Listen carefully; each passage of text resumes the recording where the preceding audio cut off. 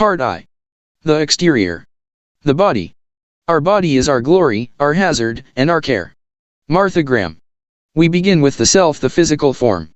In St. Paul's first letter to the Corinthians, we're told to keep under the body, and bring it into subjection, so that we will not be made a castaway. The Roman tradition, according to the Stoics, was about endurance, a frugal diet, and a modest use of other material possessions. They wore functional clothes and shoes, ate off functional plates, drank moderately out of functional glasses, and committed earnestly to the rituals of ancient life.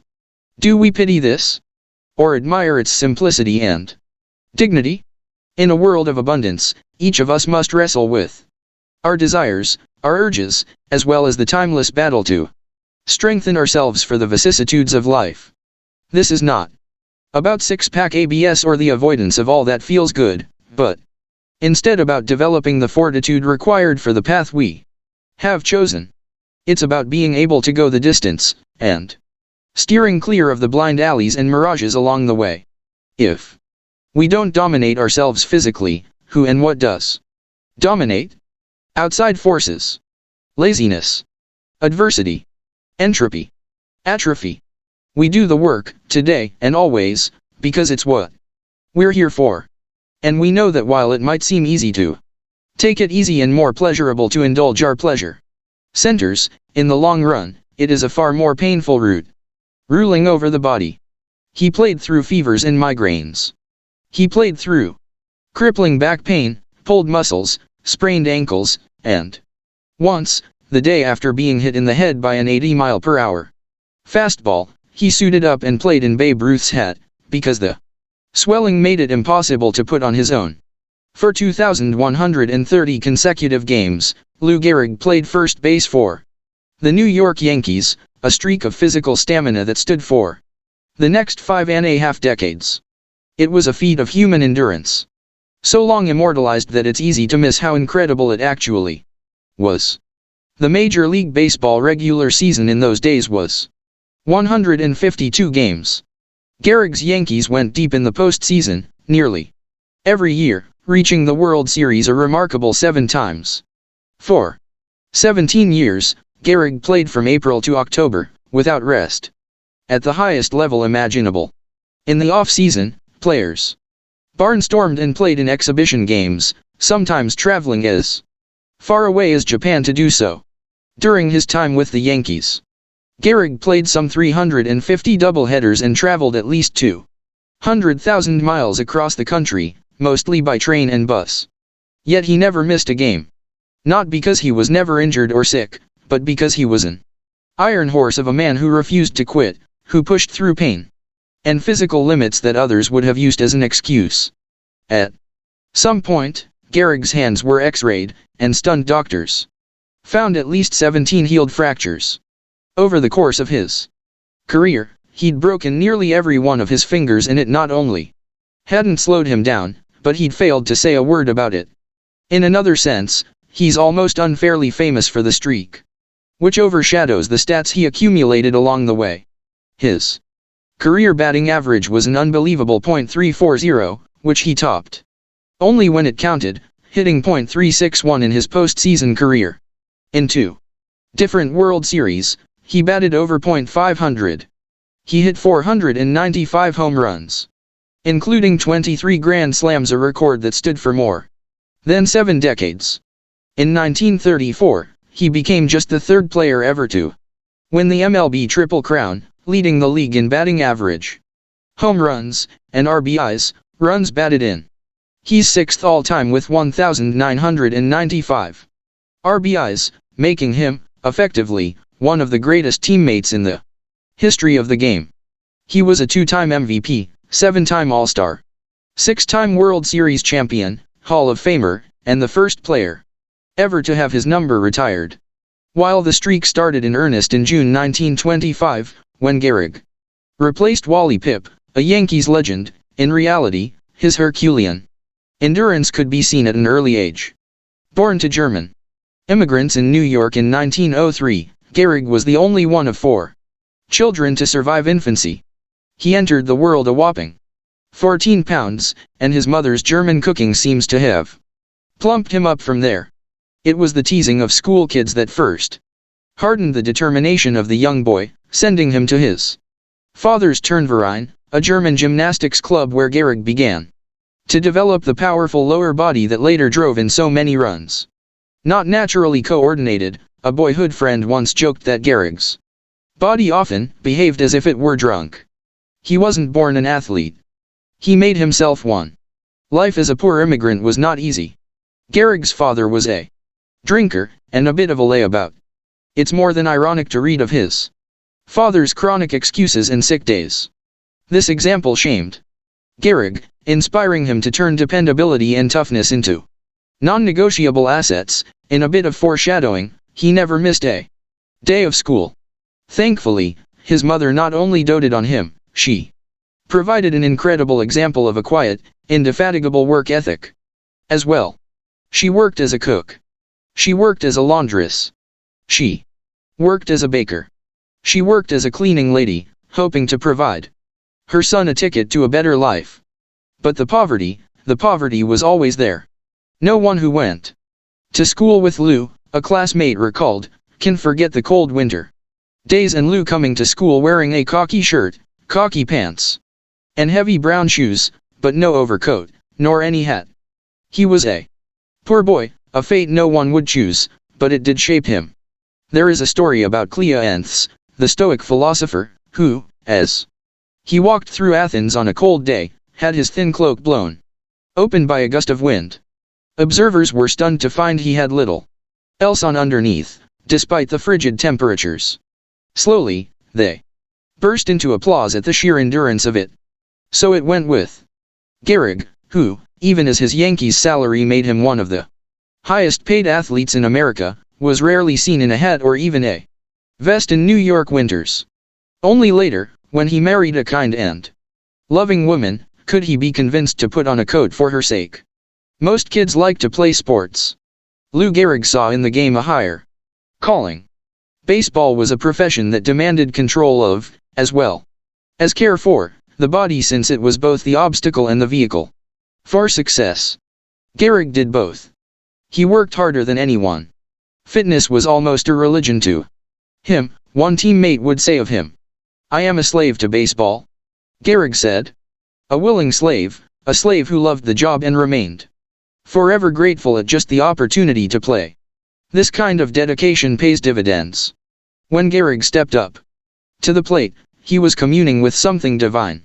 He stood serenely, in a heavy wool uniform that no player today could perform in.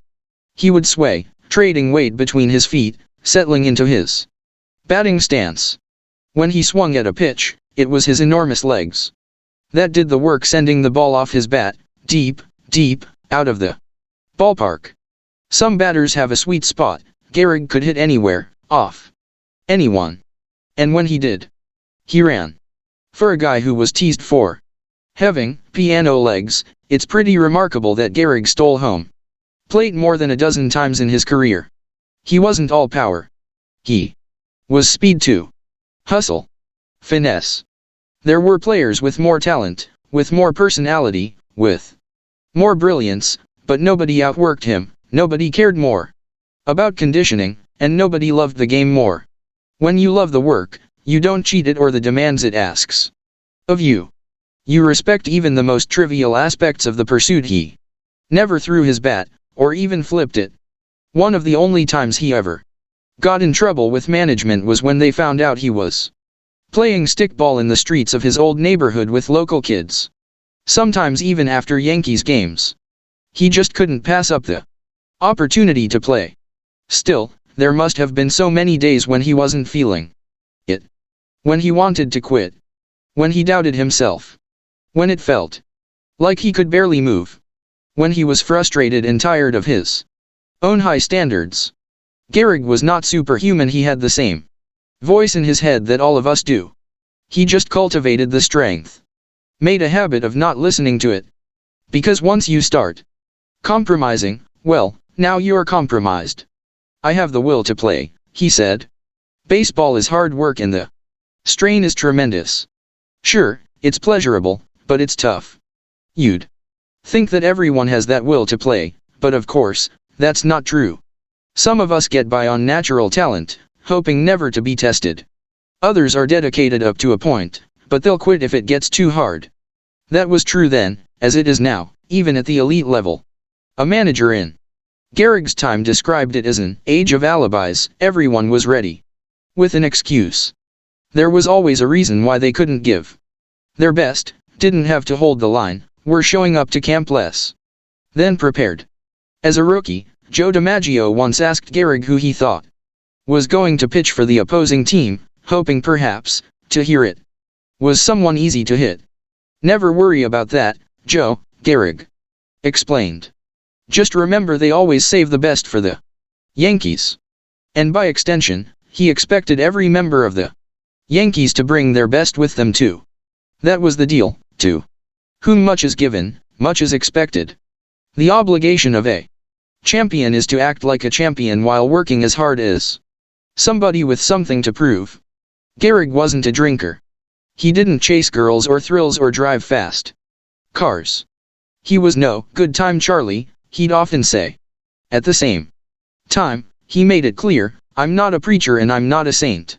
His biographer, Paul Gallico, who grew up in New York City only a few years ahead of Gehrig, wrote that the man's clean living did not grow out of a smugness and prudery, a desire for personal sanctification.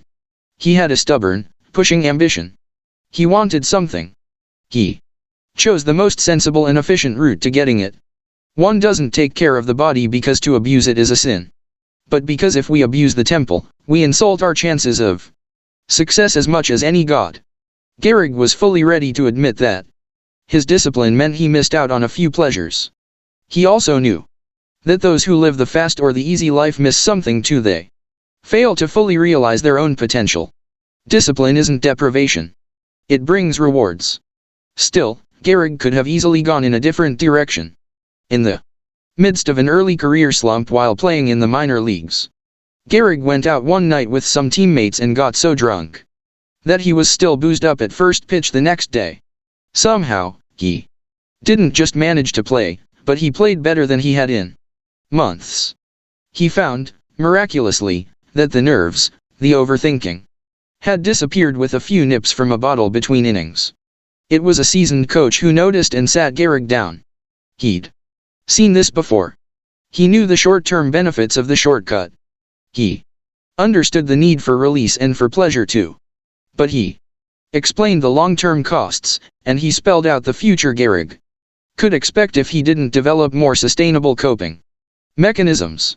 That was the end of it, we're told, and not because of any prissy notions of righteousness that it was evil or wrong to take a drink, but because he had a driving, non-stop ambition to become a great and successful ball player. Anything that interfered with that ambition was poison to him. It meant something to him to be a ball player, to be a Yankee, to be a first-generation American, to be someone who kids looked up to. Gehrig, as it happened, continued to live with his parents for his first 10 seasons, often taking the subway to the stadium. More than financially comfortable, he later owned a small house in New Rochelle. To Gehrig, money was at best a tool, at worst a temptation. As the Yankees reigned over the game, the team was treated to an upgraded dugout, with padded seats replacing the old Spartan bench. Gehrig was spotted by the team's manager tearing off a section. "I get tired of sitting on cushions," he said of the posh life of an athlete in his prime. "Cushions in my car, cushions on the chairs. At home every place I go they have cushions." He knew that getting comfortable was the enemy, and that success is an endless series of invitations to get comfortable. It's easy to be disciplined when you have nothing. What about when you have everything? What about when you're so talented that you can get away with not giving everything? The thing about Lou Gehrig is that he chose to be in control. This wasn't discipline enforced from above or by the team. His temperance was an interior force, emanating from deep within his soul. He chose it, despite the sacrifices, despite the fact that others allowed themselves to forego such penance and got away with it, despite the fact that it usually wasn't recognized not until long after. He was gone anyway. Did you know that immediately after Ruth's legendary called home run that Lou Gehrig hit 1-2? Without any dramatic gestures either. Actually, it was his second of the game.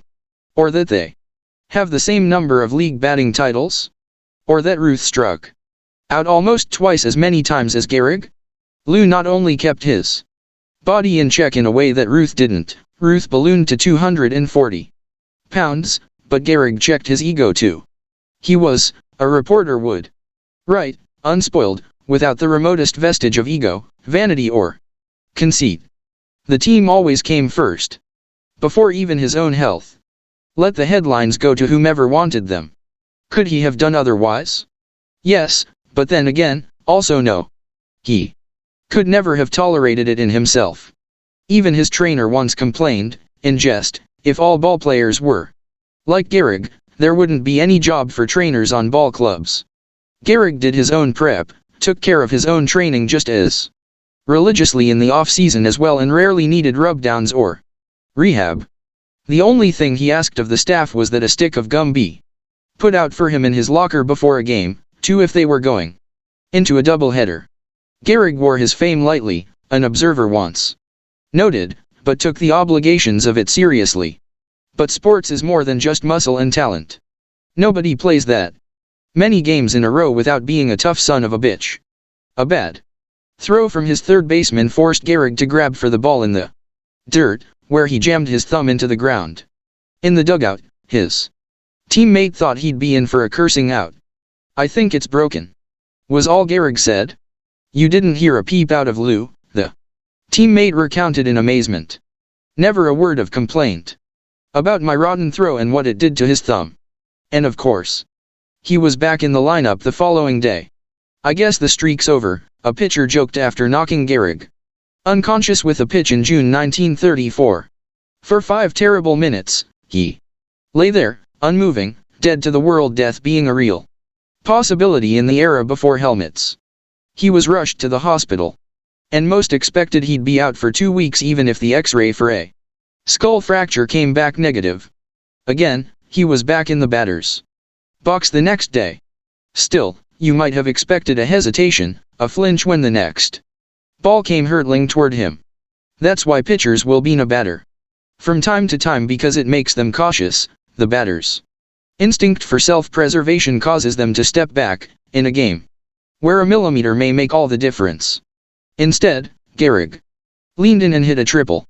A few innings later, he hit another. And before the game was rained out, he hit his third while recovering from a nearly fatal blow to the brain. "A thing like that can't stop us, Dutchman," was his only post-game comment. "What propels a person to push themselves this way? Sometimes it's simply to remind the body who is in charge. It's just that I had to prove myself right away," he said. "I wanted to make sure that big whack on my head hadn't made me gun-shy at the plate." Gehrig may not have been after personal sanctification, but the truth was that he achieved it anyway. "There was no finer man that walked the earth," one of his teammates observed. "He didn't drink, chew or smoke. And he was in bed by 9:30 or 10 each night. Perfectly reachable habits, and yet it earned him incredible respect. Why? When a man can control his life, his physical needs, his lower self, Muhammad Ali would later say, he elevates himself." There's an old story about Gehrig's first game with the Yankees. When he started his streak, he was supposedly hit with a ball that day too. "Do you want us to take you out?" the manager asked. "Hell no," Gehrig was said to have exclaimed. "It's taken me 3 years to get into this game. It's going to take more than a crack on the head to get me out." 17 years later, something finally did take him out, and it was far more serious than a wild pitch.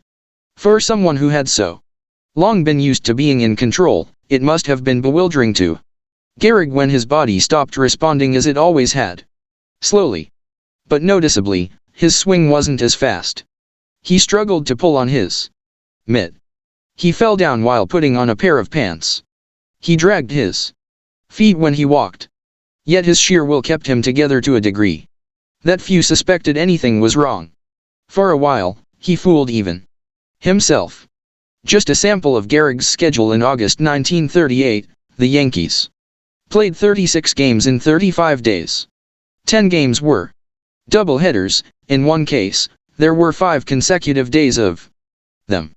He traveled to 5 cities, covering thousands of miles by train. He hit .329 with 9 home runs and 38 RBIs.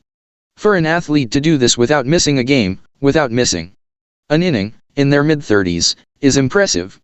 But Lou Gehrig did it as the early stages of ALS ravaged his body, slowing his motor skills, weakening his muscles, and cramping his hands and feet. It would be nearly a full additional season before Gehrig's body fully gave out. The streak had taken on a life of its own. It kept going. Gehrig gutting out hits and runs, despite the occasional but uncharacteristic error on the field. But a man who knows his body, even as they push and push past their limitations, also has to know when to stop.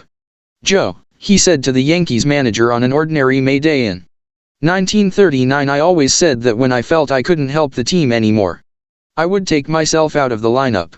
I guess that time has come." "When do you want to quit, Lou?" McCarthy replied. "Quit? That horrible word burned his manager, still thinking they were talking about some date in the future, hoped they'd have more time together. But his body was too far gone. "Now," Gehrig replied with certainty. "Put Babe Dahlgren in." What had changed? After weeks of inconsistent play, Gehrig had fielded a ground ball and made a solid out. It was a play he'd made thousands of times in his career. But his teammates had celebrated like it was one of his series-winning homers. In that moment, he knew he was holding them back. He was lying to himself. It was Churchill who told the young boys at Harrow School to never give in, never give in, never, never, never, never in nothing. Great or small, large or petty. Never yield to force, never yield to the apparently overwhelming might of the enemy. For all his life, Gehrig had resisted in similar fashion. Poverty hadn't held him back. Nor had injuries or the sheer odds of making it in professional sports. He had resisted temptation, he had refused to give in to complacency or even fatigue. And yet here he was at one of the two exceptions that Churchill would lay out: never give in except to convictions of honor and good sense. Now, at the end of the road, all Gehrig could do was exit with the same poise and control he had played with. The streak that began back in the heady days of the Roaring '20s, soldiered on through the Great Depression, and peaked with the 1938 World Series ended as inauspiciously as it began.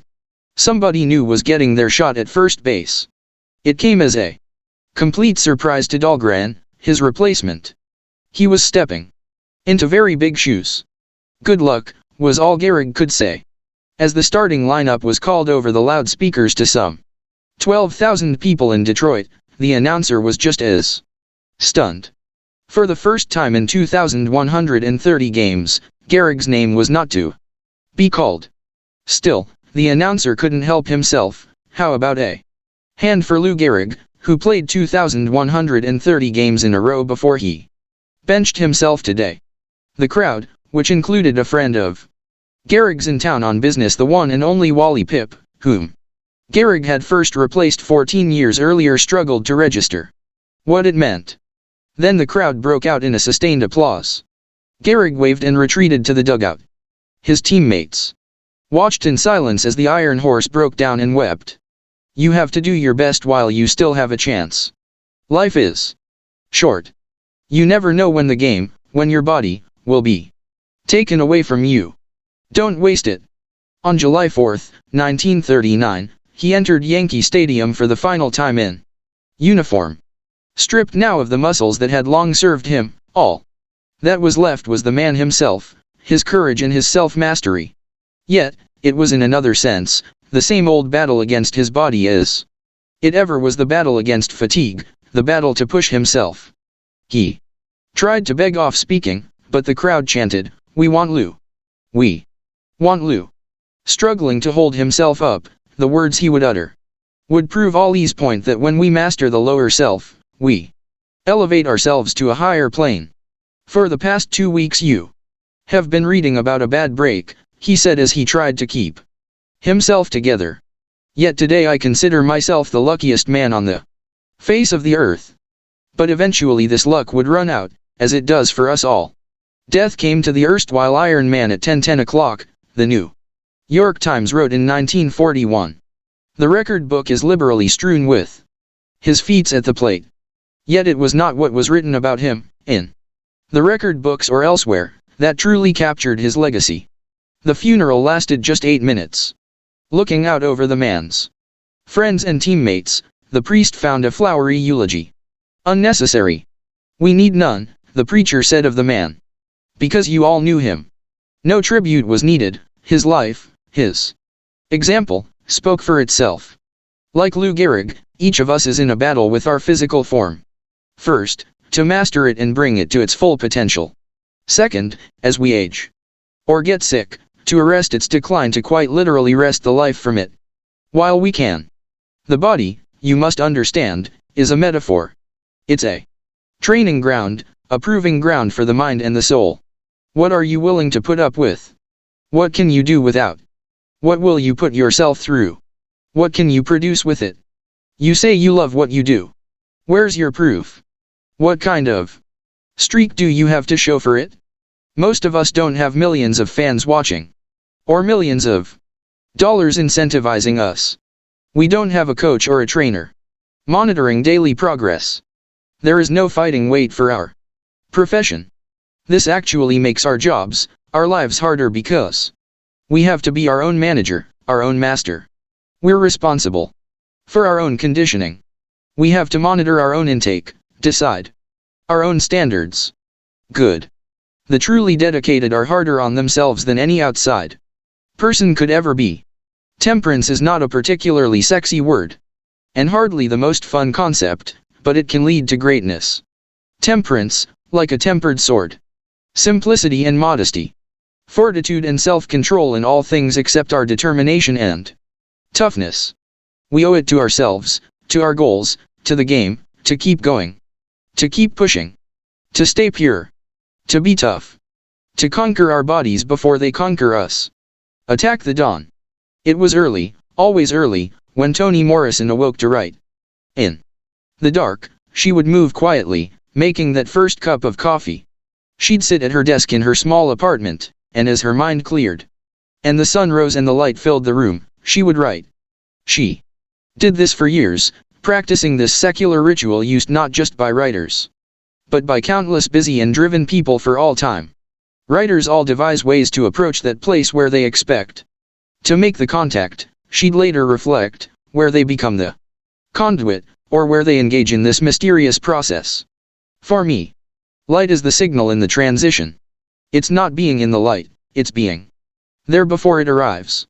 It enables me, in some sense. But of course, it was as practical as it was spiritual. Because at the beginning of her career, Morrison was also a single working mother of 2 young boys. Her job as an editor for Random House occupied her days, her children every other minute, and by the late evening she was burned out, too tired to think. It was the precious early morning hours between the parting dark and the rising dawn. Before her boys uttered the word mama, before the pile of manuscripts from work demanded her attention, before the commute, before the phone calls, before the bills beckoned, before the dishes needed to be done, it was then that she could be a writer. Early, she was free. Early, she was confident and clear-eyed and full of energy. Early, the obligations of life existed only in theory, and not in fact. All that mattered, all that was there, was the story, the inspiration and the art. There she was, starting her first novel in 1965, freshly divorced. 34 years old and struggling as one of the few black women in an incredibly white, male industry. Yet in her mind, this was the height of life. She was no longer a child, and yet for all her responsibilities, everything was quite simple. Her kids needed her to be an adult. So did her unfinished novel. Wake up. Show up. Be present. Give it everything you've got. Which she did. Even after The Bluest Eye was published to rave reviews in 1970.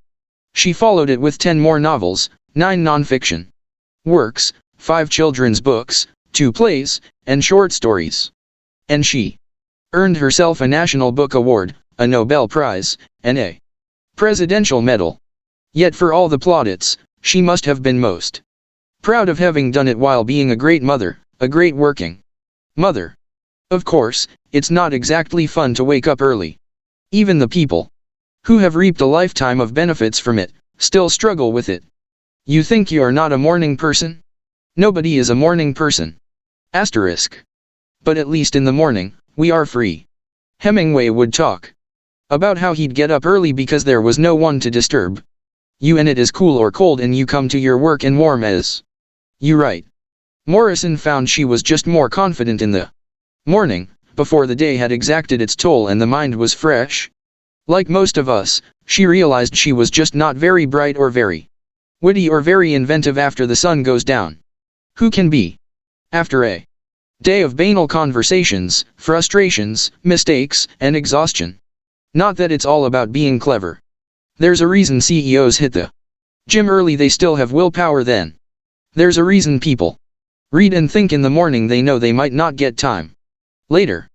There's a reason coaches get to the facility before everyone else, they can get a jump on the competition that way.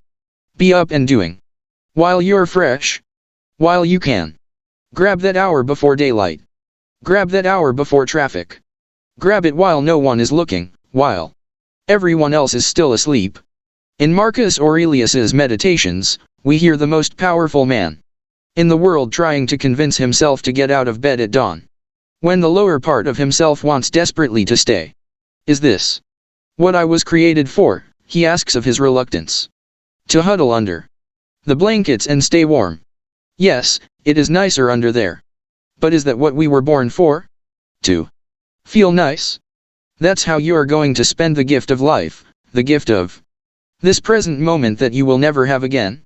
Don't you see? The plants, the birds, the ants, and the spiders and the bees going about their individual tasks, putting the world in order, as best they can, he said to himself but also to us. And you're not willing to do your job as a human being? Why aren't you running to do what your nature demands? Yet here we are, thousands of years later, still hitting the snooze button on our alarms.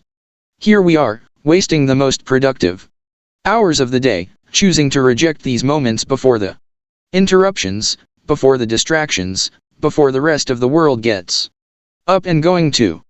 Passing on the opportunity to gather our flowering potential while it's freshest, still shining with morning dew. I think Christ has recommended rising early in the morning, by rising from his grave very early, observed the theologian Jonathan Edwards in the 1720s. Is that why quiet mornings seem so holy? Perhaps it's that we're tapping into the traditions of our ancestors, who also rose early to pray, to farm, to fetch water from the river or the well, to travel across the desert before the sun got too hot. When you have trouble waking up, when you find it hard, remind yourself of who you come from, remind yourself of the tradition.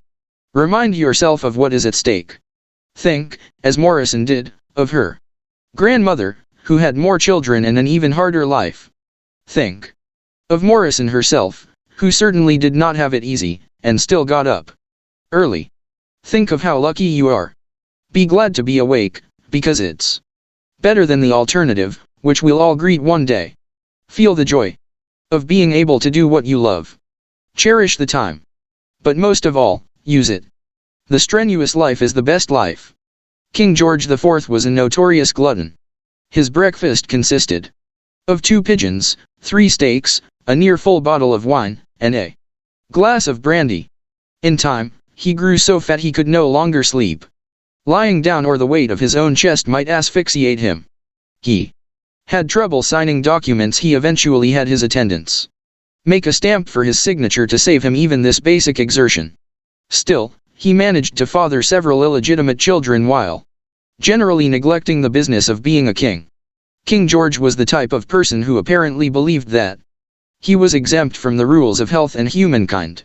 That his body could and would endure unlimited abuse without consequence. Indeed, his last words, when years of bad habits and lethargy finally caught up with him at 3:30 a.m. in the summer of 1830, were, "Good God, what is this? Then he realized what it was. My boy, he said as he grasped the hand of a page, this is death. It was almost as if he was surprised to find out that he was mortal and that treating his body like a garbage can for 4 decades had consequences. Has anyone ever drunk or eaten their way to happiness? No. An early grave? Misery? Regret? You bet. Take a look at the diet of Babe Ruth, as he played alongside Lou Gehrig. Breakfast was a pint of whiskey mixed with ginger ale, then steak, 4 eggs, fried potatoes, and a pot of coffee. For an afternoon snack, it was 4 hot dogs, each washed down with a bottle of Coca-Cola. He had an early supper and a late supper, each the same, 2 porterhouse steaks, 2 heads of lettuce drenched with blue cheese dressing, 2 platefuls of cottage fried potatoes, and then 2 apple pies. Oh, and between the 2 suppers, he had 4 more hot dogs and 4 more bottles of Coca-Cola. Perhaps all that needs to be said is that Ruth was once rushed to the hospital for drinking too much soda and eating too many hot dogs. It was fun while it went down, but the aftertaste was bitter. Listen, Lou, Babe once told Gehrig. Don't be a sap. Keep in condition. Don't let yourself get soft. I made a lot of mistakes when I was coming along. I didn't eat right, and I didn't live right. Later I had to pay for all those mistakes. I don't want you to do the same thing. Babe Ruth's athletic feats then, as inspiring as they are, carry with them a tinge of sadness. What could Babe Ruth have accomplished had he been more disciplined? What greatness did he leave on the table? Because yes, even the greats could have been greater. The pleasure of excess is always fleeting. Which is why self-discipline is not a rejection of pleasure but a way to embrace it. Treating our body well, moderating our desires, working hard, exercising, hustling, this is not a punishment. This is simply the work for which pleasure is the reward. Let's contrast King George with another head of state, President Theodore Roosevelt. Now, if anyone had an excuse for a sedentary existence, it was Teddy. He was born a weak and vulnerable boy. His interests were academic. The only thing worse than his very nearsighted eyes were his lungs, which seemed to rebel at the slightest bit of stress.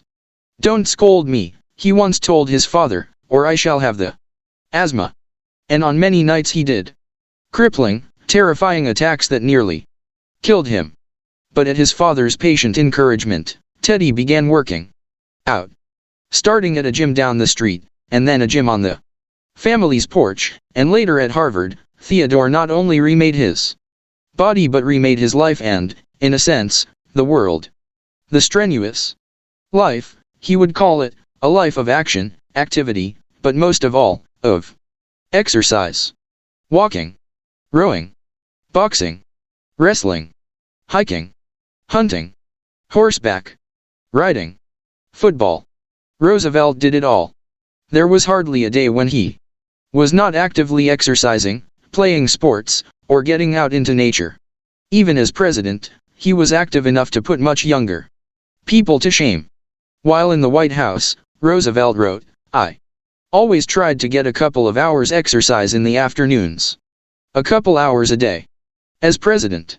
Who do you think felt better when they woke up in the morning? The lazy King George, whose life was all about pleasure.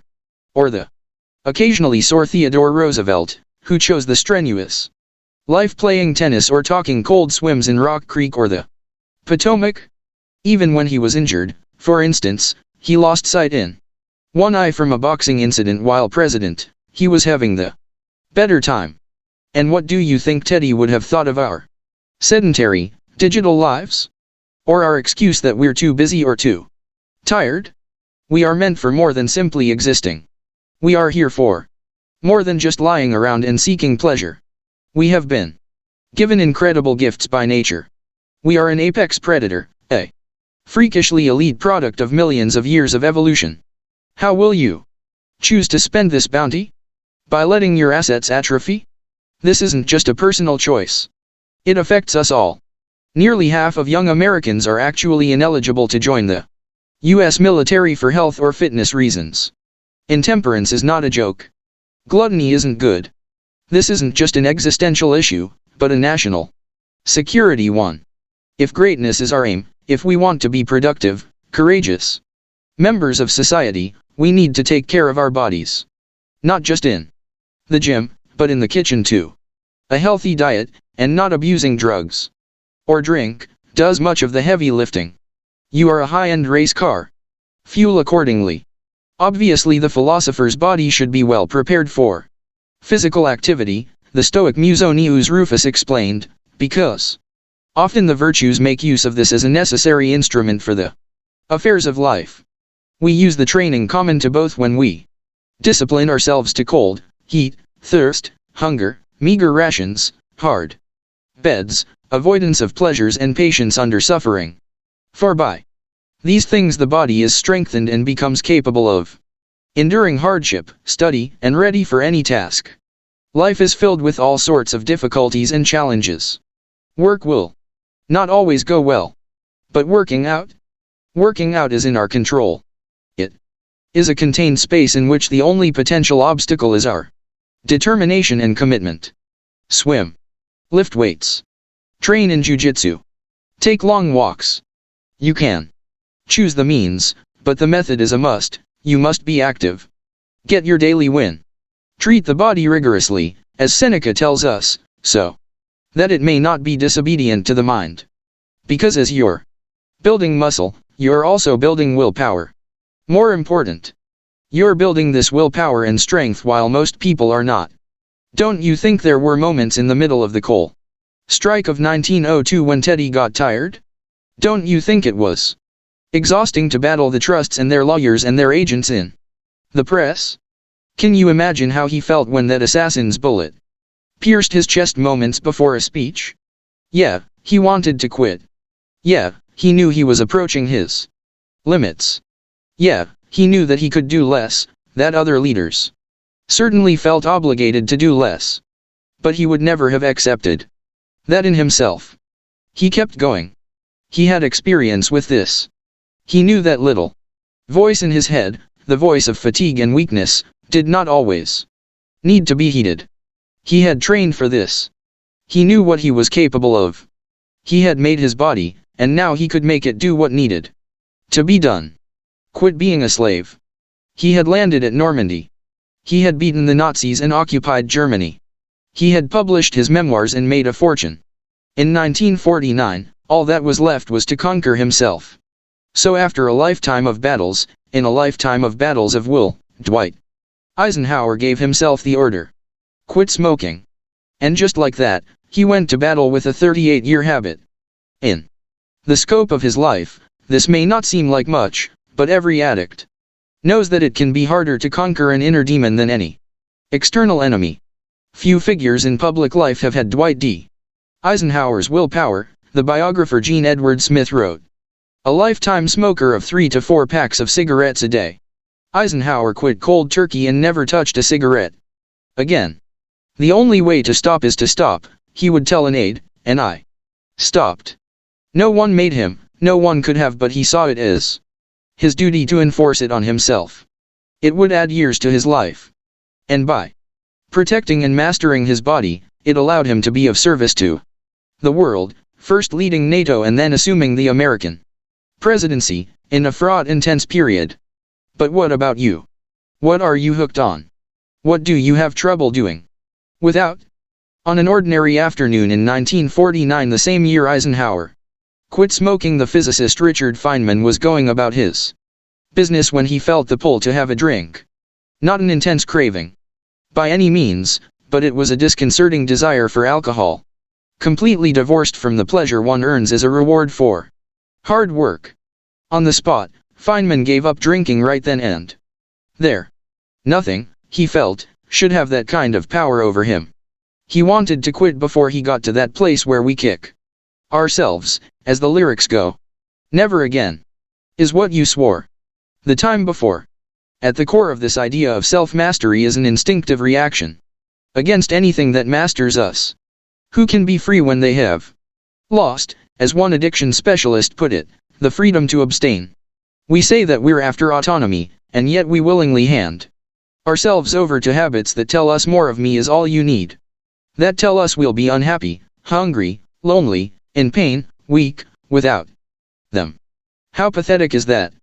Show me a man who isn't a slave, Seneca demanded, pointing out that even slave owners were chained to the responsibilities of the institution of slavery.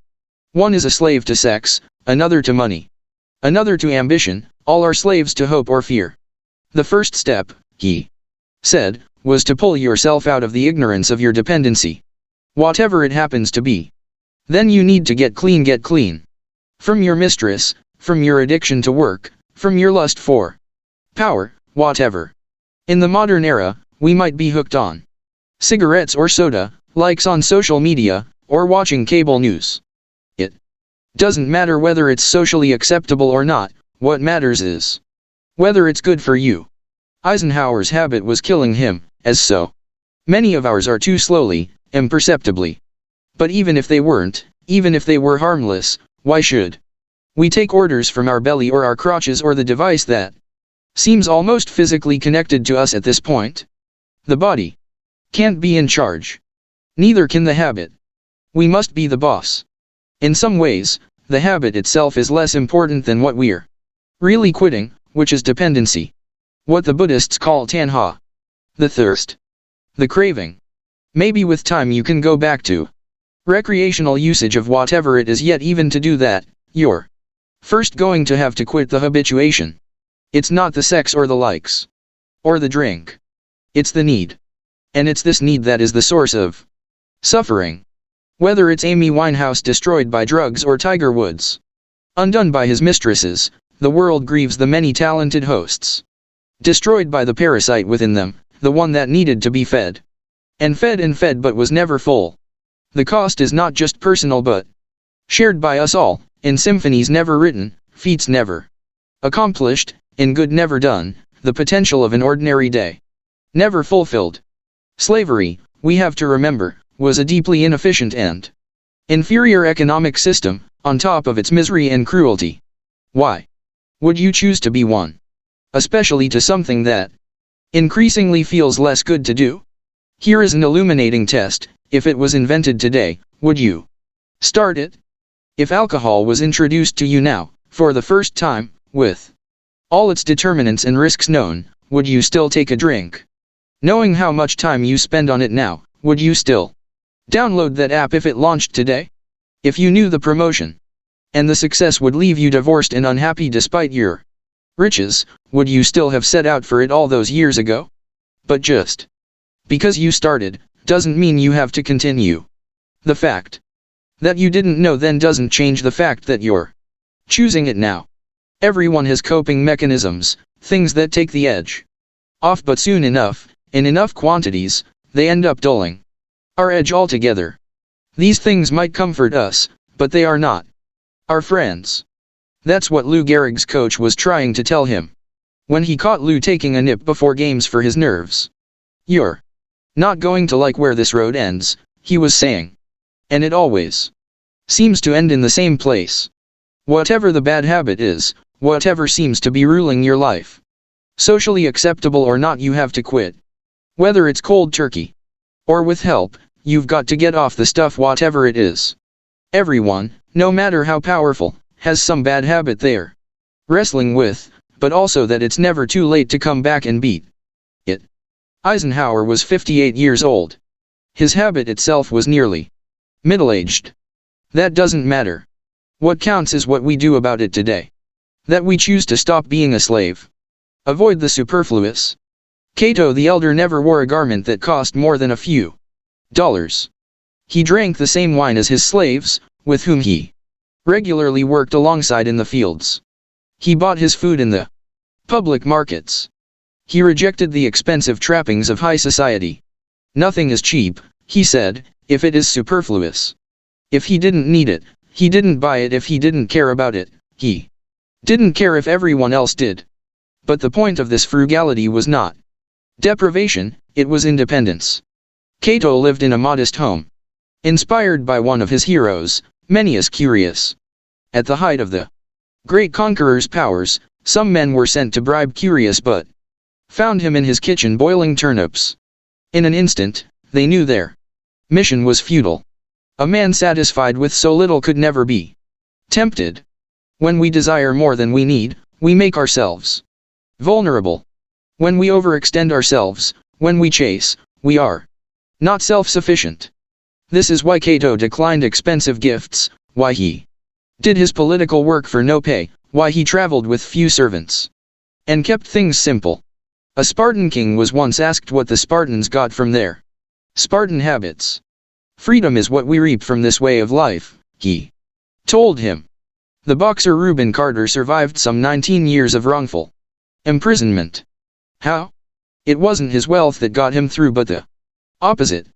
He stripped himself, deliberately, of the most basic amenities in prison: no pillows, no radio, no rugs, no TV, no porn. Why? So that nothing could be taken from him. So that the guards had no leverage over him. By being a little hard on ourselves, it makes it harder for others to be hard on us. By being strict with ourselves, we take away others' power over us.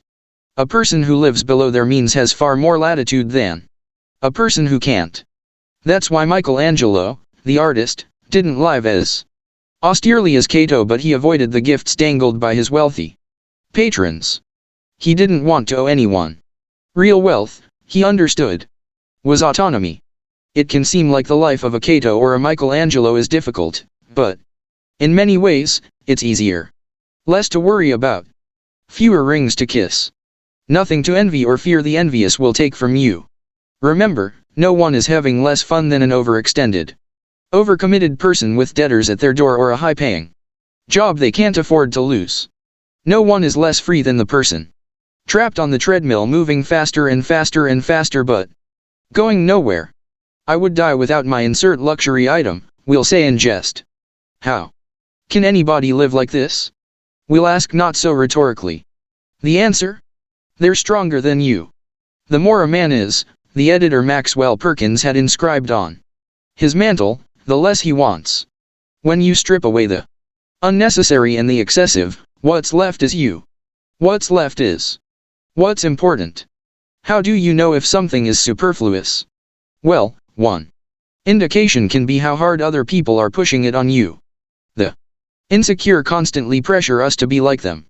Another is how much your interest is motivated by keeping up or a fear of missing out. Ask yourself, haven't I and humanity survived quite a long time without this? How did it go last time I got the thing I craved? How long did the feeling last, compared to the buyer's remorse? And how will you know that this thing won't actually make your life easier? Because the last thing didn't either. Go check your junk drawer or the back of your closet for proof. Think about how content you were with less just a few years ago. How much more frugal you were by necessity. How much less you got by on. Do you look back at those younger years, when you were striving and struggling, as somehow lacking? As something you're bitter about? Not usually. These were happy days. We almost miss them. Things were simpler then. Cleaner. There was more clarity. Most of the luxuries that lay in the future we didn't even know about. We didn't pine for them. We were ignorant even of their possibility. What it will do is make you less free, more dependent. Clean up your desk. Robert Moses was not a kind man, but he was effective. He got more done in his decades in power than few believed possible. Building 2,567,256 acres of parkland, 658 playgrounds, 416 miles of parkways, 13 bridges, housing, tunnels, stadiums, civic centers, exhibition halls, some $27 billion in total of constructed public works across New York. He didn't just do his job well, he did multiple jobs well, simultaneously serving in 12 positions, including as New York City Parks Commissioner, President of the State Power Commission, and Chairman of the Triborough Bridge and Tunnel Authority over a 44-year career. Drive across the West Side Highway, that's Robert Moses. Cross the Harlem River on the Triborough Bridge, Robert Moses. Go to Niagara Falls State Park. Robert Moses. Visit Jones Beach. Robert Moses. Swim in the Astoria Pool. Robert Moses. The 1964-65 New York World's Fair. Robert Moses. Central Park Zoo, Shea Stadium, Brooklyn, Battery Tunnel, Jones Beach Theater, Lincoln Center. Robert Moses. His accomplishments that shaped and defined New York City from 1924 to 1968 deserve to be measured, his biographer said, not against his predecessors and successors, or even against other cities, but against entire civilizations. How did he do it? Raw Machiavellian power, of course. An insane work ethic. A callous insensitivity to collateral damage, an indifference to the consequences of his actions. A driving ambition and relentless desire to put his mark on the roads and parks and skyline of New York. But beyond that, whether you respect him or despise him, you ought to know that one secret to his success was rather simple. Having a clean desk. Actually, as Robert Caro observed, it wasn't technically a desk. Robert Moses preferred to work off a large table, because it made him more effective and encouraged better workflow. Moses believed in processing. Something came in and he dealt with it. Mail, memos, reports. He didn't let any of it sit, let alone pile up. Since a table has no drawers, Caro wrote of Moses's system, there was no place to hide papers, there was no escape from a nagging problem or a difficult to answer letter except to get rid of it in one way or another. By keeping his desk and office organized, Moses got stuff done. But you're drowning in papers. Or digitally, your inbox overflows, your desktop is packed with icons, your phone an endless mosaic of apps and programs. Then you wonder why you're stressed, why you're behind, and why you can't find anything. Precious seconds piling up into precious minutes and hours spent shuffling, scrolling, searching, moving. It would be impossible not to be distracted, exhausted by the mess we've decided to wallow in. Thus the axiom from author Gretchen Rubin, outer order, inner calm. If we want to think well and work well, it doesn't start with the mind. It starts with walking around and cleaning up. I tell my students, Toni Morrison explained, one of the most important things they need to know is when they are their best. Creatively. They need to ask themselves, what does the ideal room look like? Is there music? Is there silence? Is there chaos outside or is there serenity outside? What do I need in order to release my imagination? For very few of us, no matter the profession, when are you at your best, is answered with, when I am drowning in paperwork. Dirty dishes, half-empty water bottles, and floors that haven't been swept.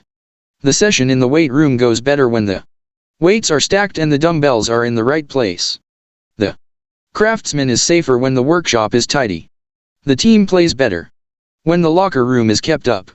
The meetings run tighter when the conference room is fresh and sparse. The general ensures troop discipline by keeping their own quarters Spartan and spotless. The space where great work is done is holy. We must respect it. Because a person comfortable with a messy workspace will become comfortable with sloppy work.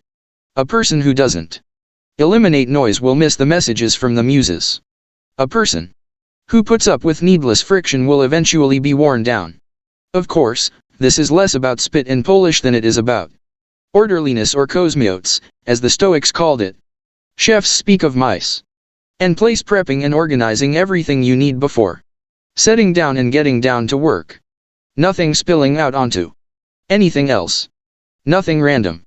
Nothing getting in the way, nothing slowing anything or anyone down.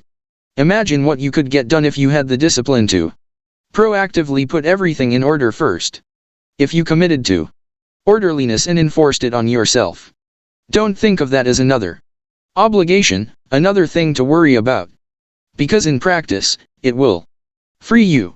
Once the systems are in place, once the order is established, then and only then are we able to truly let loose, to turn ourselves over to the whims and furies of creativity, to pushing ourselves physically, to audacious invention or investment. As the novelist Gustave Flaubert commands, be regular and orderly in your life, so that you may be violent. and original in your work. Clean up your desk. Make your bed. Get your things in order. Now get after it. Just show up. The brilliance of Thomas Edison was not in his mind. It was something much more ordinary, and often, much less respected. "I've got no imagination," he once said. "I never dream. I've created nothing." If you're someone who doesn't like Edison, you might think that this is Edison admitting to stealing his inventions from other, more brilliant inventors like Nikola Tesla. Not quite, but he did readily concede that most of the credit belonged to something other than his brain. "The genius hangs around his laboratory day and night," Edison said. "If anything happens, he's there to catch it. If he wasn't, it might happen just the same, only it would never be his. What he's talking about is showing up. The incredible, underrated power of clocking in every day, putting your ass in the seat, and the luck this seems to inevitably produce." Edison lived in his laboratory and never missed a day like Gehrig, even when he was sick, when he was tired, or when visited by tragedy or disaster. The modern conveniences we can trace to his lab then, owe far more to his body than his brain, to the compounding power of consistency rather than sheer brilliance. It wasn't about inspiration. It was about getting to work. Show up and try. Get on the treadmill. Pick up the violin. Answer some emails. Script out some scenes. Reach out to some clients. Read some reports. Lift a couple weights. Jog 1 mile. Cross one thing off the to-do list. Chase down a lead. It doesn't matter what it is, all aspects of our life benefit from this circumscribed kind of discipline. Just as long as you do something every day, that is the important thing, Arnold Schwarzenegger said to people trying to stay in shape and productive during the endless blur of the pandemic. Show up when you're tired. When you don't have to. Even if you have an excuse. Even if you're busy.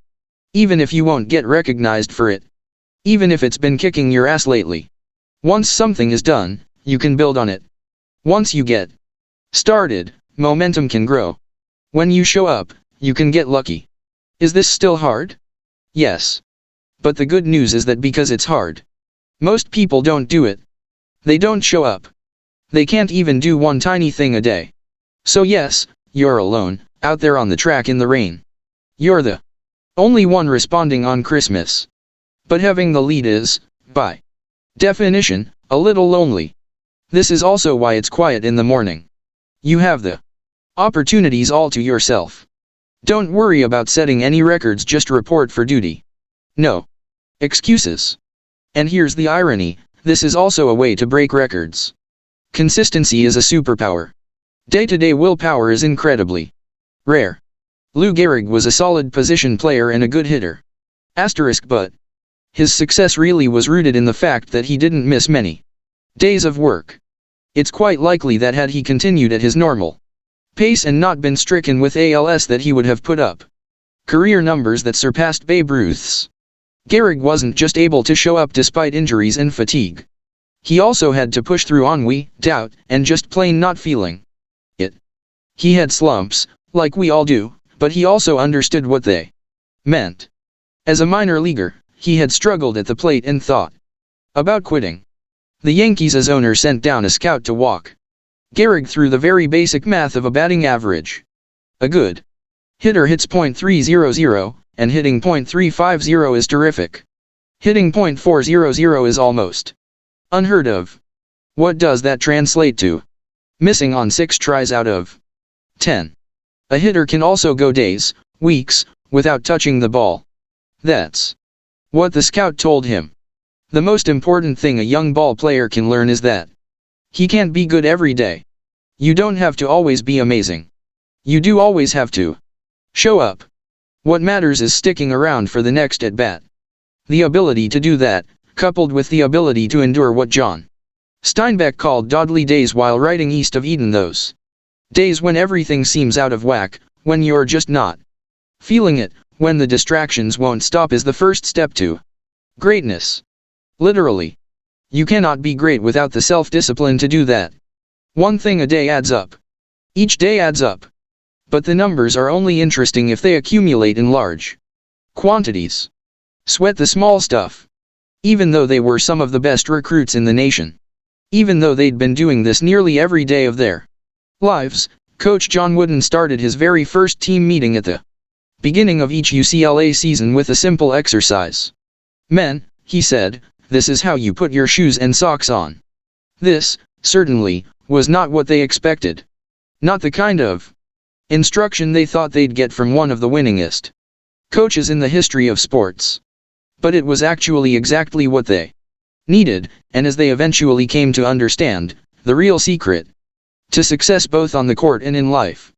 In basketball, a game played on a hard floor, and athletes' footwear is incredibly important. An improperly worn shoe can lead to a blister, which can lead to an infection, to favoring a foot, to going up for a rebound wrong, to a broken ankle or a blown-out knee. It took just a few minutes, Wooden explained, but I did show my players how I wanted them to do it. Hold up the sock, work it around the little toe area and the heel area so that there are no wrinkles. Smooth it out good. Then hold the sock up while you put the shoe on. And the shoe must be spread apart, not just pulled on the top laces. You tighten it up snugly by each eyelet. Then you tie it. And then you double tie it so it won't come undone, because I don't want shoes coming untied during practice, or during the game. Of course, we all think we're past this. We have something more important to think about. We want something more exciting to do. Less basic, less fundamental. We want to really challenge ourselves, not waste time running through some checklist, stretching before a workout, reading the instructions instead of diving in. But that's the point. We're fit to tackle the big problems only if we do the little things right first. No strategy will succeed, however brilliant, if it ignores logistics. The devil is in the details, the great Admiral Hyman Rickover used to say, but so is salvation. And as the reckless and irresponsible Zelda Fitzgerald said with only some self-awareness, the opposite is also true. It is the loose ends, she lamented, with which men hang themselves. By focusing on form, by sweating the small stuff, we make ourselves stronger, in fact, than if we'd just rushed in and thrown ourselves at supposedly harder problems. By ignoring the little things, we make ourselves vulnerable. Is anything made better by inattention? The philosopher Epictetus would ask. Of course not. Whether you're a carpenter or an athlete, an investor or an infantry officer, greatness is in the details. Details require self-discipline, even if nobody else notices or cares. Dating back perhaps to time immemorial is the poem and proverb about a horse. For want of a nail, the shoe was lost, it begins. And then because of the shoe, the horse was lost, and because of the horse, the rider, and because of the rider, the message, and because of the message, the battle, and because of the battle, the kingdom. For want of a nail, the kingdom was lost. Because of a blister, the game was lost. Because the little things were ignored, because discipline lapsed, everything was lost. Save yourself. Save the world. Get the little things right. Hustle, hustle, hustle. T is the most maddening thing, and yet it fills the letters and dispatches in almost every conflict that has ever been waged. Out of fear, out of laziness, out of poor management, a general just won't get their troops moving. It's what they trained for their whole lives to fight, and when the moment comes, they're slow. In the American Civil War, General George McClellan, for instance, seemed utterly incapable of getting to the fight quickly, to the complete exasperation of everyone who worked with him. Joking to his wife after visiting the general in the field, Lincoln poked fun at his parked commander. "We are about to be photographed if we can sit still long enough," he said. "I feel General M should have no problem." Only after repeated prods from Lincoln by sharp sticks, one of his secretaries said, did McClellan finally begin to move against Lee in 1862, taking 9 days to cross the Potomac. "He's got the slows," Lincoln said in frustration. McClellan was a brilliant soldier, but groaning under the weight of his baggage train, his conservatism, his entitlements, his paranoia, and his precaution, he was constitutionally unable to do things quickly, to act urgently, to care about the people waiting on him. Worse, when he did move against the enemy, it was only half-heartedly, and he often stopped short, as he did after Antietam, when he had landed a serious blow on Lee's army but declined to follow it up. He had all the resources, all the talent, all the manpower. His heart just wasn't in it. He was courageous under fire, sure, but not courageous enough to start or finish a battle he knew he might lose. He wasn't disciplined enough to push himself. In the end, war as well as life is about getting up and going. About diving in, even it's scary or hard or uncertain. Military commanders speak of the value of celerity, moving with swiftness and aggressiveness. On the wall in the kitchen at Per Se, one of the best restaurants in the world, is the motto, a sense of urgency. The other, more practical word for this is hustle. Whether in business or in sports or combat, all the greats have it. Those who don't, we lament what could have been. Inevitably, the person who chooses when to try and when not to is liable to choose incorrectly and betray their team, as Manny Machado did in a National League Championship Series game in 2018. "I'm not the type of player that's going to be Johnny Hustle," Machado told reporters after being thrown out half jogging after hitting a ball deep in the hole to shortstop, and run down the line and slide to first base. "That's just not my personality, that's not my cup of tea, that's not who I am." Imagine what Lou Gehrig would have thought about that. Always run them out. "You never can tell," was the commandment of the Yankees clubhouse. A great player shouldn't even need to be reminded of this, it should be in their blood. There's no excuse for a player not hustling, Gehrig would say. "I believe every player owes it to himself, his club, and to the public to hustle every minute he is on the ball field. If you're not a person who hustles, who are you? Where does that leave the people counting on you?" Although Machado signed a huge contract the next year in free agency, it wasn't with the Yankees, who were his first choice. The team's owner explained why. "Not hustling ain't going to sell where we play baseball. It's easy to judge and to criticize as a fan, but that's not the only role that sports, or the study of warfare, has to play in our lives. This should serve as a mirror. There is a bit of McClellan in all of us. A bit of Machado in all of us. We get tired. We get scared. We know it's going to be hard. We get entitled and vain. We don't see the point.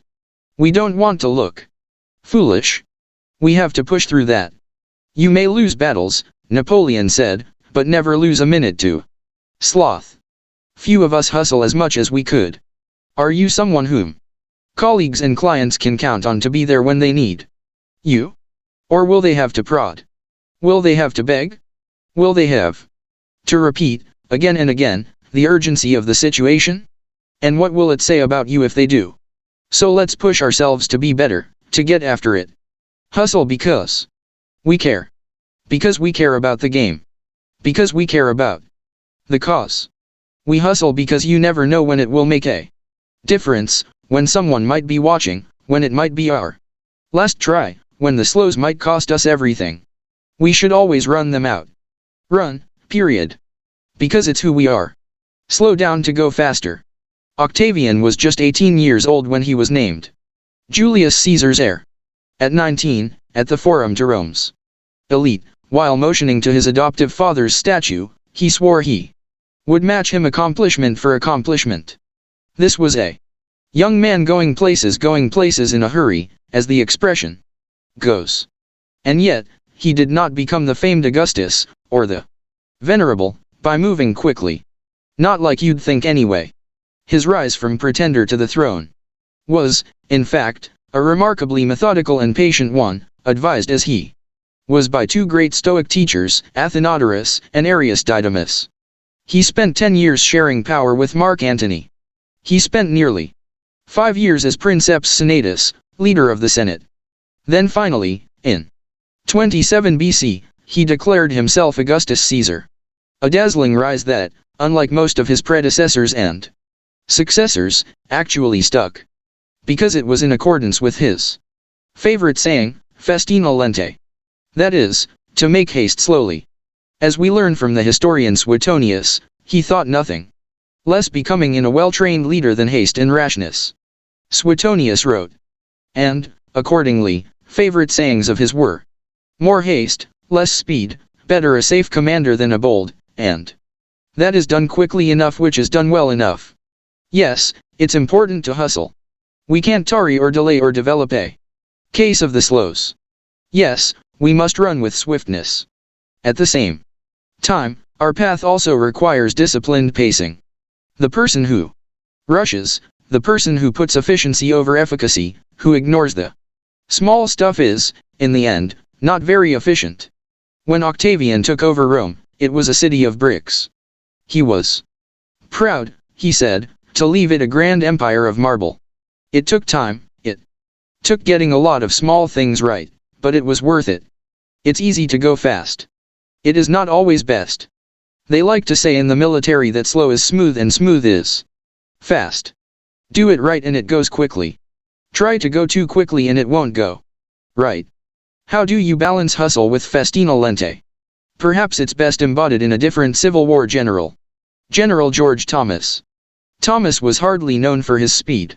His nickname, in fact, was Old Slow Trot, which he had earned for the discipline he enforced as a cavalry commander. But it really wasn't that he was slow, he was deliberate. He wouldn't be knocked off his block, nor would he be deterred from his cause. That's how he earned his other nickname, the Rock of Chickamauga, for standing fast against a massive enemy attack that would have easily broken a fair-weather general like George McClellan. Thomas found himself at odds with Grant for not moving fast enough against General Hood's army at Nashville, taking such an exasperatingly long time to get moving on Grant's order to attack at once, that Grant moved to personally relieve him. Yet, this was unfair to Thomas, and precisely why it is too simple to say that one must hustle always. Grant thought that Thomas wasn't hurrying, that he was dragging his feet. In fact, he was fully committed, moving slowly only because he was first getting everything right. Having prepared properly, supplied adequately, trained effectively, he waited for the right moment, and then attacked. With all deliberate speed, Thomas annihilated his enemy in the Battle of Nashville, one of the great victories of the war, in December 1864. Old Slow Trot was a rock. One that, once it got rolling, nothing could block asterisk. That's festina lente. Energy plus moderation. Measured exertion. Eagerness, with control. Slowly, the poet Juan Ramon Jimenez would say, you do everything correctly. That's true with leadership as well as lifting weights, running as well as writing. Hustle isn't always about hurrying. It is about getting things done properly. It's okay to move slowly provided that you never stop. Do we not understand that? In the story of the tortoise and the hare, that it was actually the turtle who hustled. The hare was Manny Machado or George McClellan. Brilliant, fast even in bursts, but not consistently so.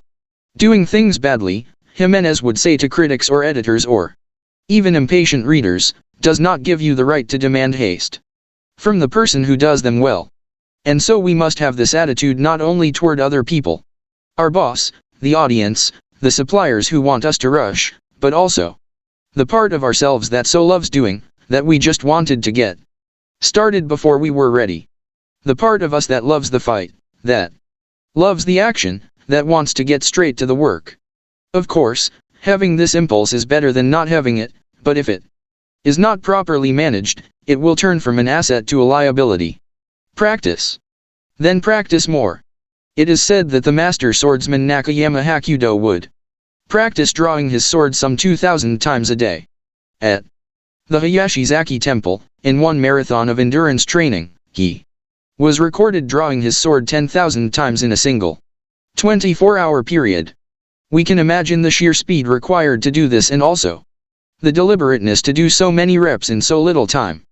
But why would he do such a thing at all? Because, as Octavian's teacher Arrius Didymus said, practice over a long time turns into second nature. We don't rise to the occasion, we fall to the level of our training. The samurai Musashi was once challenged by a warrior named Miyake Gunbei, a man who thought himself one of the best in the world. On his third attack, frustrated by his lack of success, Gunbei charged at Musashi in an aggressive lunge. Musashi, having prepared for this exact scenario countless times, replied, "That is not what you should do," then parried the blow with one sword and watched as the man gashed his own cheek against Musashi's other sword. How had he known? Practice. Chotan Seikiren was Musashi's phrase. Training from morning to night. Oh, you've done that? Okay. Do it some more. And after that? More. More. More. 1,000 days of training to develop, Musashi would write. 10,000 days of training to polish. For a samurai, there was no such thing as pretty good. If a pretty good swordsman met a better fighter, he would die. It's like the Basketball Hall of Famer Bill Bradley's observation: when you are not practicing, refining, working somewhere, someone else is, and when you meet them, they will beat you or kill you. Gunbei was lucky enough to learn this lesson and live to tell about it. In fact, after Musashi treated the man's wound, Gunbei accepted that he was outmatched and became Musashi's student, training and practicing under him until he was no longer prone to the mistakes that come from such rashness. Look, this is not a drill. There is no greatness without practice. Lots of practice. Repetitive practice. Exhausting, bone-crunching, soul-crushing practice. And yet what emerges from this practice is the opposite of those three feelings. Energy. Strength. Confidence. You deserve that. Yes, your body will burn, but that's the evidence. From that burning comes real heat, heat you can apply to your craft, to your work, to your life. The cellist Pablo Casals practiced continually late into his life, even long after he was widely considered a master, because he believed he was still making progress. In fact, we might say that progress and practice are synonyms.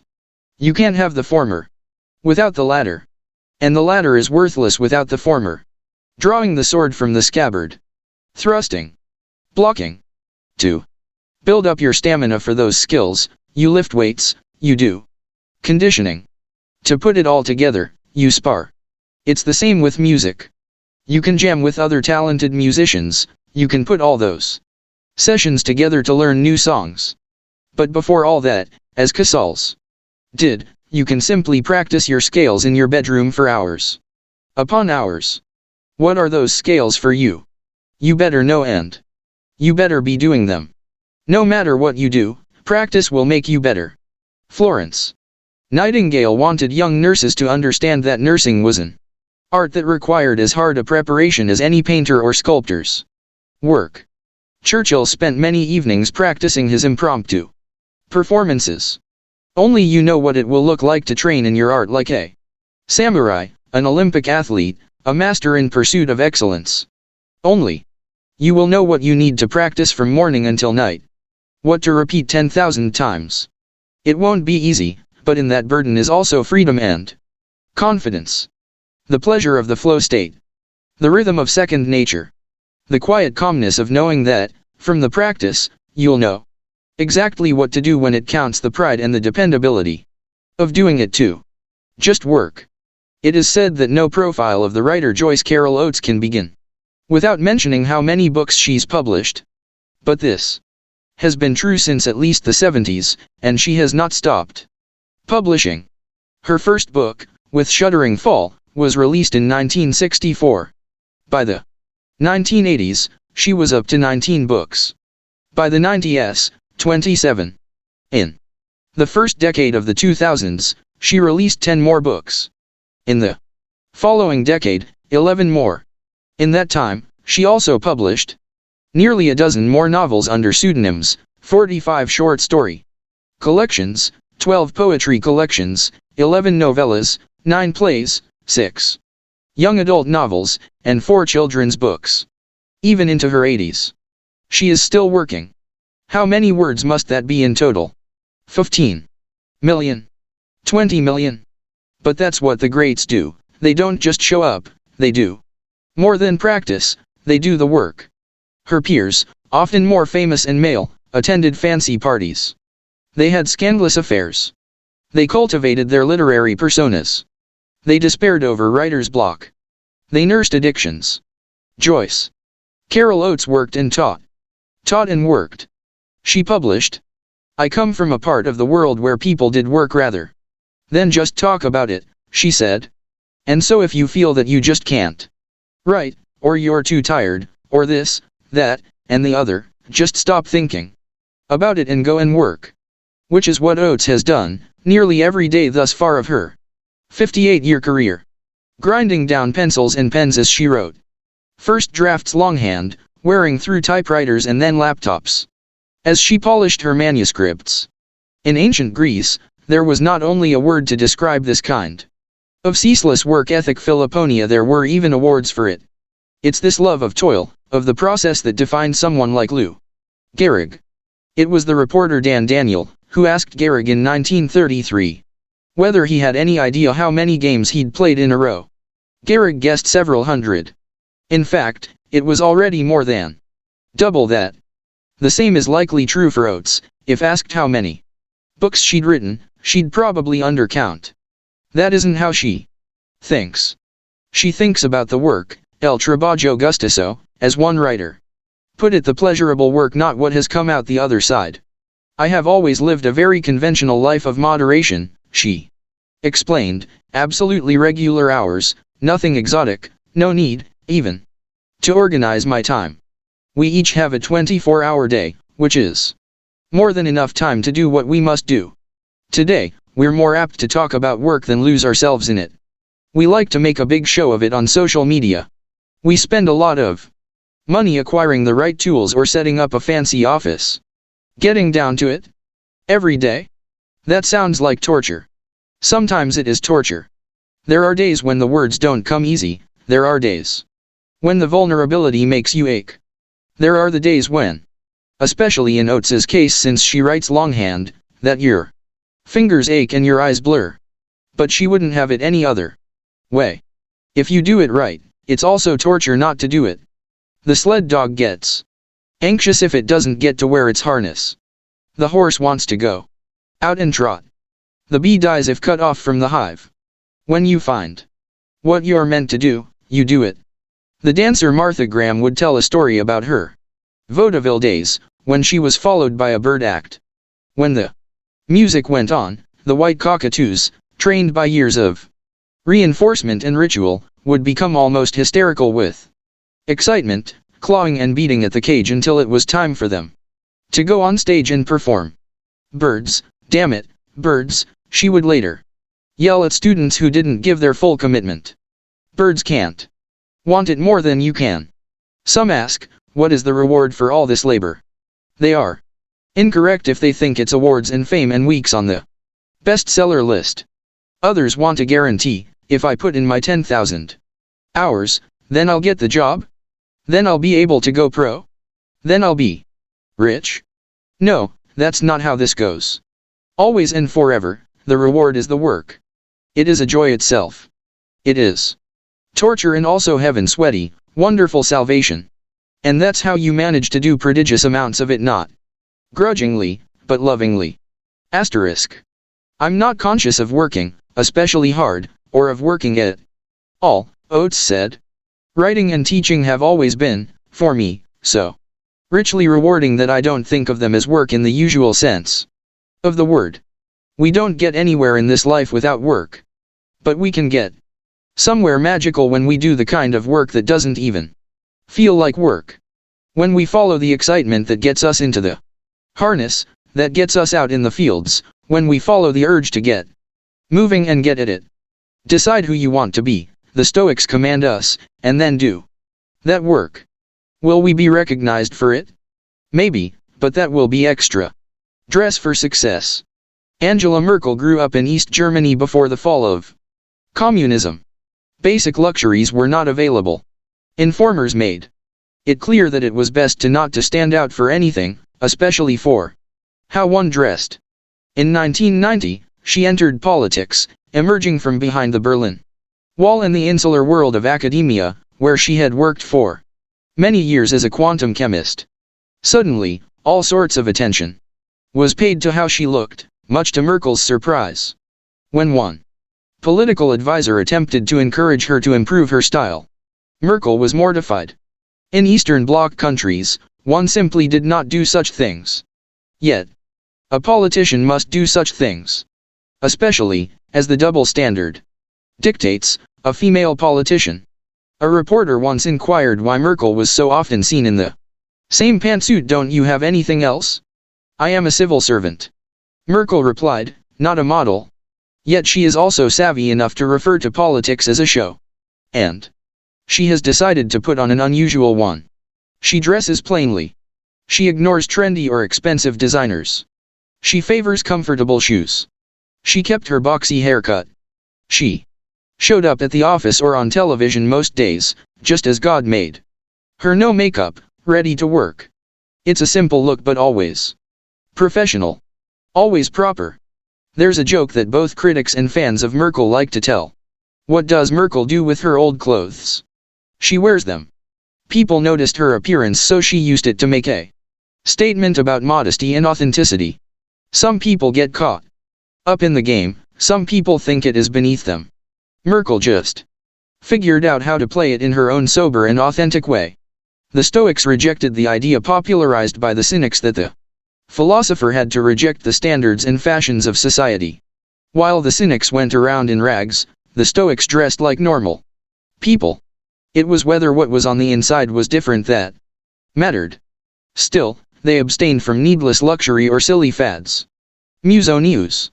Rufus said that one ought to use clothing and shoes in exactly the same way as armor, that is for the protection of the body and not for display. Therefore, just as the most powerful weapons and those best calculated to protect the bearer are the best, and not those which attract the eye by their sheen, so likewise the garment or shoe which is most useful for the body is best, and not one which causes the foolish to turn and stare. A leader must sweat the small stuff but also must know what stuff matters only to small people.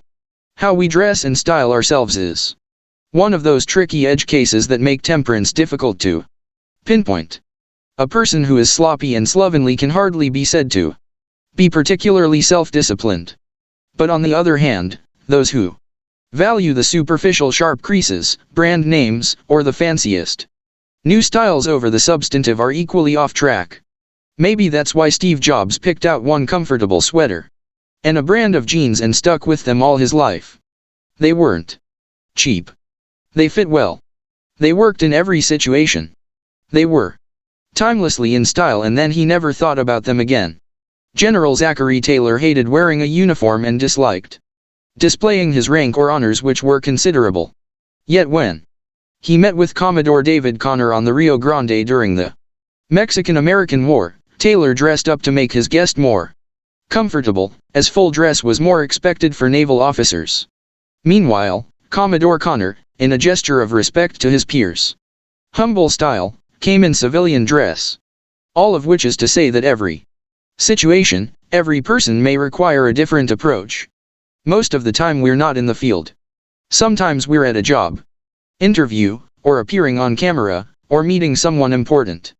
Just because we don't put much stock in superficial things doesn't mean that other people's impressions don't matter, especially if we are trying to accomplish something or convince someone of something. Presentation counts, and so do other people's feelings. It's not everything, but you ignore it at your peril. And there can be something about cleaning up a nice shave, freshly ironed garments that puts us in the right headspace, too. Just as cleaning up our desk can work wonders for our productivity and focus. This was why Joe McCarthy, the manager of Gehrig's Yankees, banned shaving in the locker room. Not because he wanted unshaven athletes, on the contrary, he demanded they show up shaven and ready to get to work. Nobody does their best in their bathrobe, which is why we ought to take a shower and get ready in the morning, even if we're not going to leave the house. Shine your shoes until you are the one glowing. While the world is unpredictable, one thing we do control is how we take care of ourselves. Making our bed, tucking in our shirt, running a comb through our hair, these are little things we can always do, practices that instill order and cleanliness in a messy situation.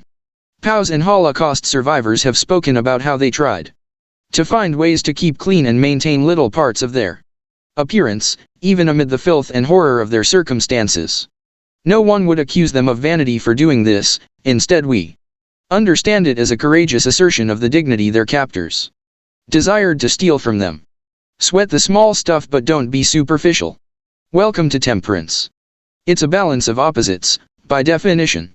Sometimes we have to be a bit of Commodore Connor, and sometimes we have to be General Taylor. We have to pull off what Angela Merkel has figured out, how to play the game of appearances without being distracted or consumed by appearance. We dress well but not too well. We take care to take care of ourselves but never at the neglect of the people or things in our care. We take our appearance seriously without taking ourselves seriously. As they say in fashion circles, we wear the suit doesn't wear us. We look sharp to stay sharp, to be sharp because we are sharp. Seek discomfort. Seneca was a rich man. He inherited estates from his father. He invested well across the Roman Empire. He accumulated even greater wealth in the emperor's service. Yet every so often, for a few days, he would eat only the scantest fare and wear his coarsest clothing. He would actively seek out discomfort, mimicking abject poverty and harsher life conditions. He slept on the ground and deprived himself of everything but bread and water. Now, you might think that this is just a precious, even condescending hobby for privileged people, like ice baths or camping. But it was a lot more than that. First off, Seneca took pains to make sure the struggle was serious.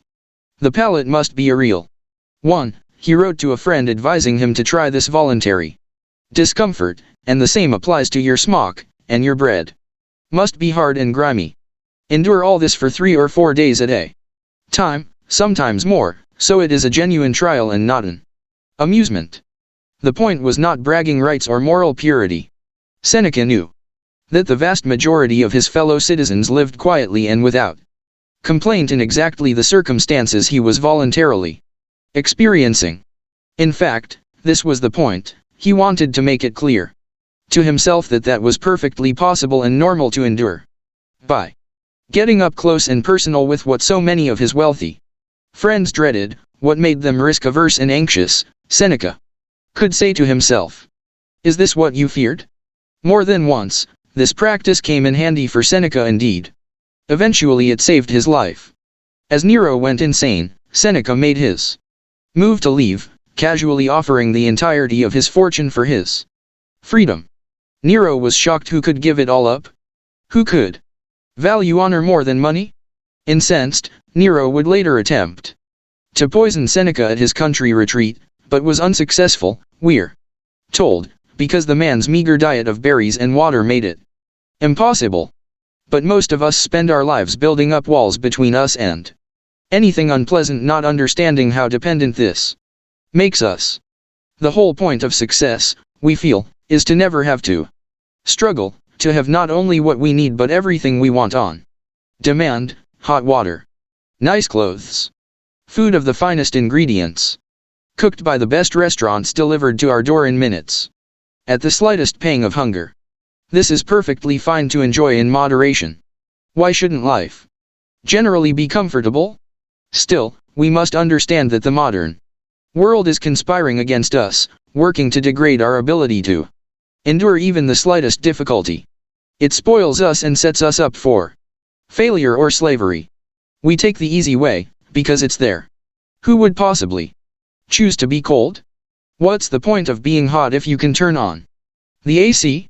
Why would you needlessly carry heavy things you can get someone to pick up for you? Who walks when they could drive? A person who understands the value of discipline. A person who is comfortable being uncomfortable. Go run a marathon. Sleep on the ground. Lift something heavy. Do the manual labor yourself. Jump in the cold lake. Success breeds softness. It also breeds fear. We become addicted to our creature comforts. And then we become afraid of losing them. Seneca was no Cato day to day, but he knew from his practice that he could be if he had to. By seeking out discomfort, we toughen ourselves up. If we're not Going to live an utterly Spartan existence day to day, then we better at least practice toughness regularly enough that we're not afraid of it. It was his early days as a simple law student that set Gandhi up for his later challenges. He got used to getting by on little, being hungry or cold. Later, when they threw him in jail, like Reuben Carter, he was ready. There was nothing they could take from him that he had not practiced going without. All self-discipline begins with the body, but it doesn't just magically happen. It was a skill Socrates cultivated, a muscle he built, through the challenges he sought out, just as Buddha spent countless nights sleeping outdoors and wearing rough robes. This treatment is how you attemper a sword, exposing it, for brief instances, to heat and cold, to environments that attack the steel and harden it. And so the best of us become the best by undergoing the same challenges, by forcing our bodies to change and adapt. The fact of the matter is that someday, life will have serious discomfort in store for us. Are we going to dread that? Or just be ready? We train ourselves in self-denial as a form of self-preservation. Take the cold bath bravely, W.E.B. Du Bois wrote to his daughter. Make yourself do unpleasant things so as to gain the upper hand of your soul. The person who has the upper hand of their soul, the person who can go without, the person who does not fear change or discomfort, or a reversal of fortune. This person is harder to kill and harder to defeat. They are also happier, more well-balanced, and in better shape. We must practice temperance now, in times of plenty, because none of us know what the future holds, only that plenty never lasts. Manage the load. It cost Greg Popovich $250,000, but it got him 2 more division titles in his 5th championship. It also changed the NBA in all of sports. In 2012, the San Antonio Spurs were coming off a 6-game road trip. It was their 4th game in 5 nights, just 24 hours after their victory over the Orlando Magic and 72 hours after a double overtime victory over the Raptors, 1,700 miles away in Toronto. It was a compressed 66-game schedule with more back-to-back games than ever before. More than that, in the previous season, 2 of Popovich's stars, Manu Ginobili and Tony Parker, had gone straight from the playoffs to the Olympics, where they started for their respective national teams. Tim Duncan, perhaps the best power forward to ever play, was in his 16th year in the league. Collectively, they had upward of 3,000 professional games among them, and consistently went deep into the playoffs, as part of the Spurs dynasty, which was built around workhorse role-playing and sustained excellence. Popovich's decision to deliberately rest 4 of his best players during a nationally televised game was shockingly controversial. The team wanted them to play. The fans were pissed and wanted refunds. The TV announcers were livid, and so were the channels that had paid for the broadcast rights. Other coaches complained, and athletes condemned him. The league's punishment was swift and costly. But Popovich had the discipline to play a longer game to strategically rest his athletes so they would have enough gas to make a run deep into the playoffs, and so they could have longer careers and continue to play at an elite level. The simple name for it, load management. We've done this before in hopes of making a wiser decision. Rather than a popular decision, he told a reporter of what would become a ubiquitous coaching practice. It's pretty logical. Logical, yes. Burnout and injuries are way more expensive than time off. Was it popular? No. And definitely not easy. When we are committed, when we are driven, when we want to win, self-discipline most often takes the form of getting up earlier and getting more work done.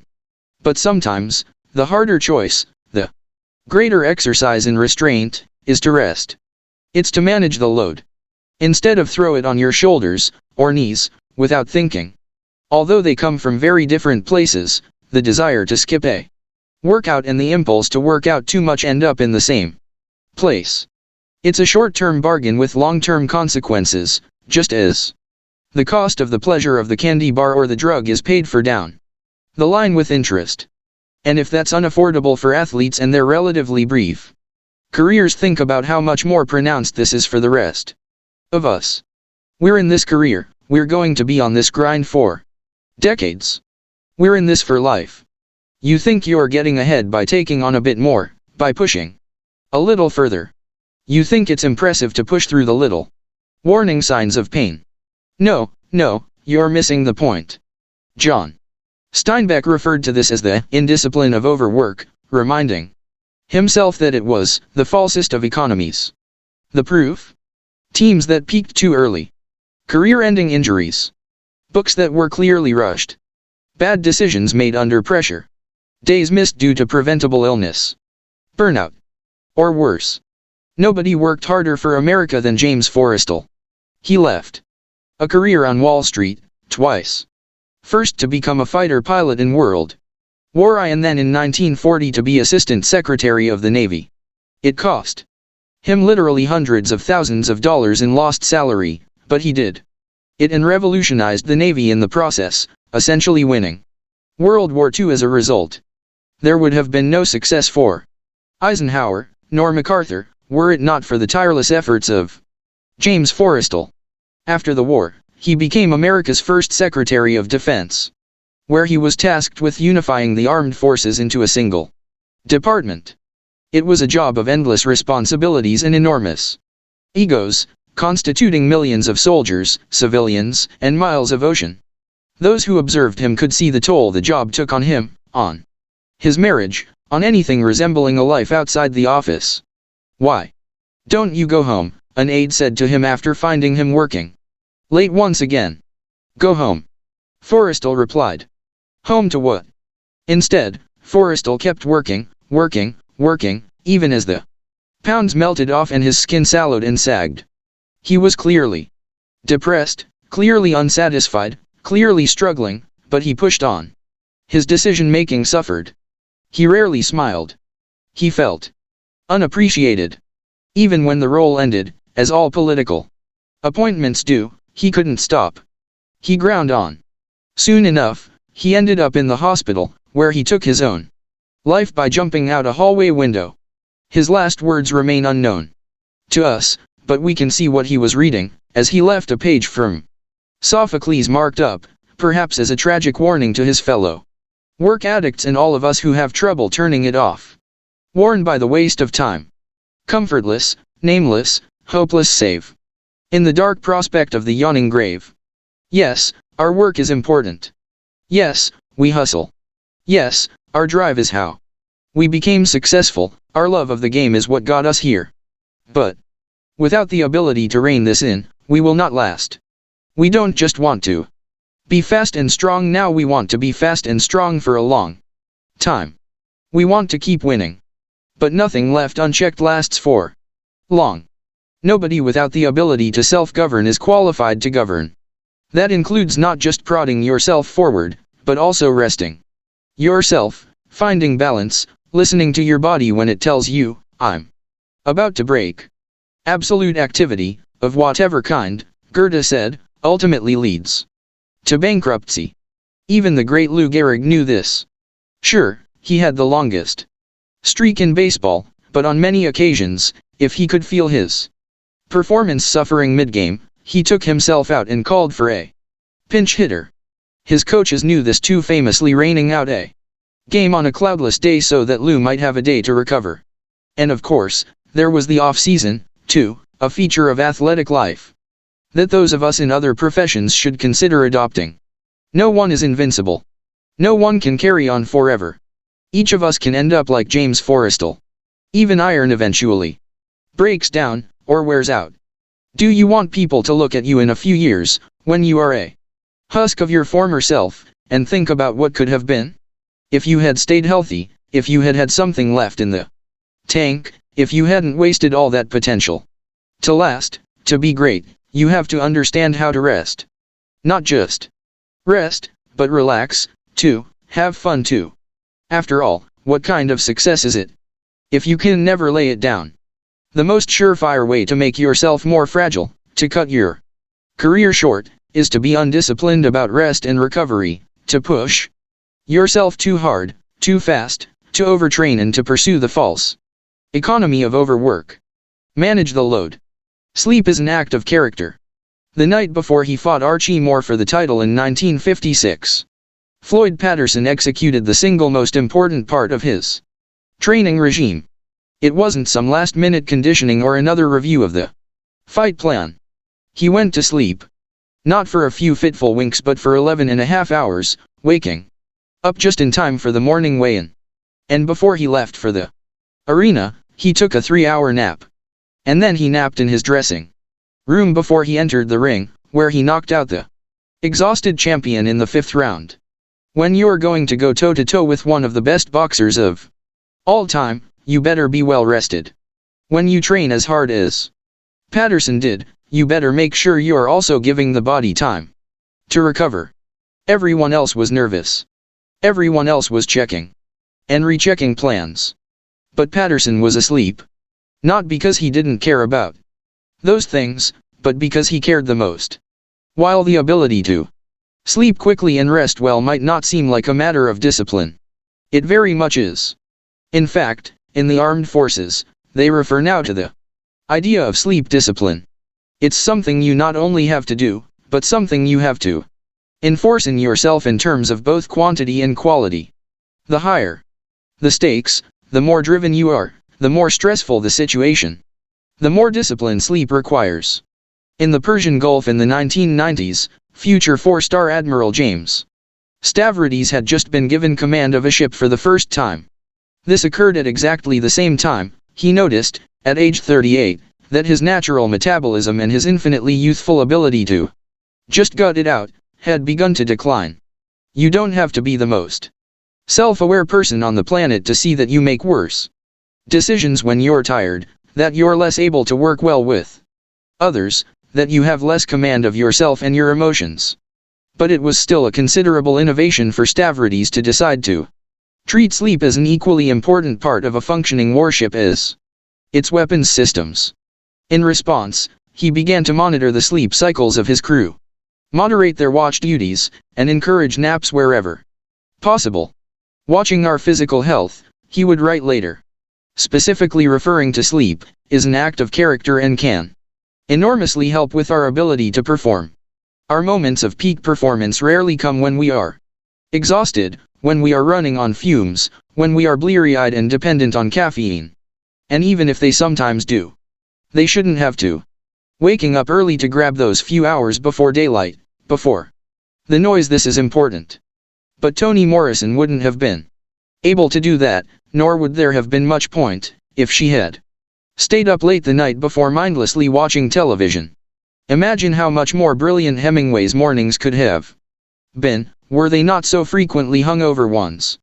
Certainly Marcus Aurelius's debate with himself about whether to stay under the covers would take on a different meaning had he only just gotten in them a couple hours before. Meanwhile, we're at home, burned out after a long day. We made dinner. We exercised. We put the kids to bed. We caught up on email. We're so exhausted it feels like all we can do is just veg out on the couch when in fact, we need one final push of discipline. Picking ourselves up and walking to the bedroom and passing out. It will solve so many of your problems. You're tired, so you don't want to work out. You're tired, so you procrastinate. You're tired, so you need that coffee, so you pop that pill. You're tired, and you make bad decisions that eat up hours and hours of work that should be spent on the things that matter. We say, I'm not a morning person, but that is almost certainly because we have been an irresponsible or undisciplined evening person. The best way to master the morning is to have mastered it the night before.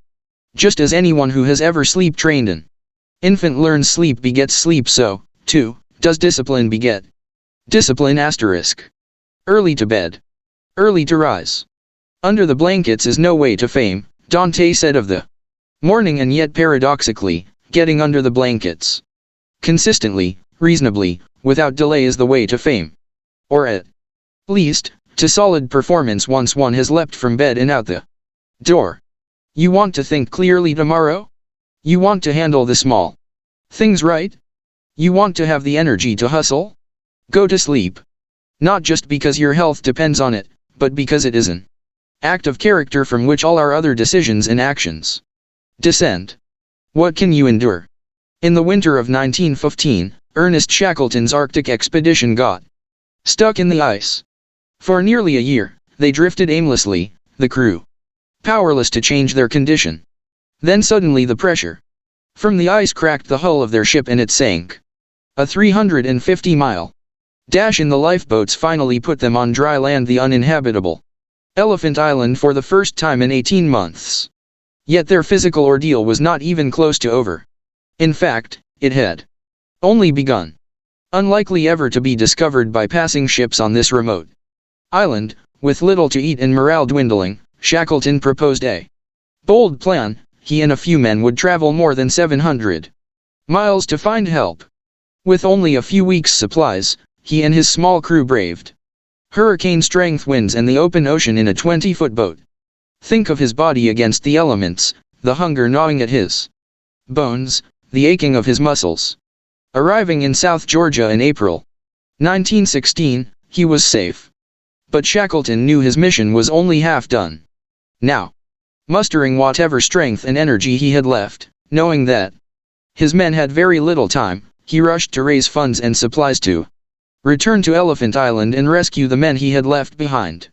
After 4 months and multiple desperate attempts, he succeeded, bringing every man on the voyage home alive. How did he do it? How did he not only survive but emerge unbroken, undaunted, from this experience? His family motto tells us, Fortitude Vincimus. By endurance we conquer. Fittingly, this was the name of his ship as well, the Endurance. But imagine those long winter months. Imagine those days at sea. He moved himself through that. He did not quit. He never let his body quit. He ran marathon after marathon after marathon.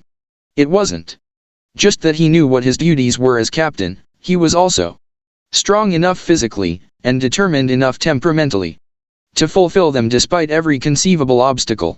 Meanwhile, we're tired because we had to put in some overtime at the office. We resent the coach putting us through an extra round of drills.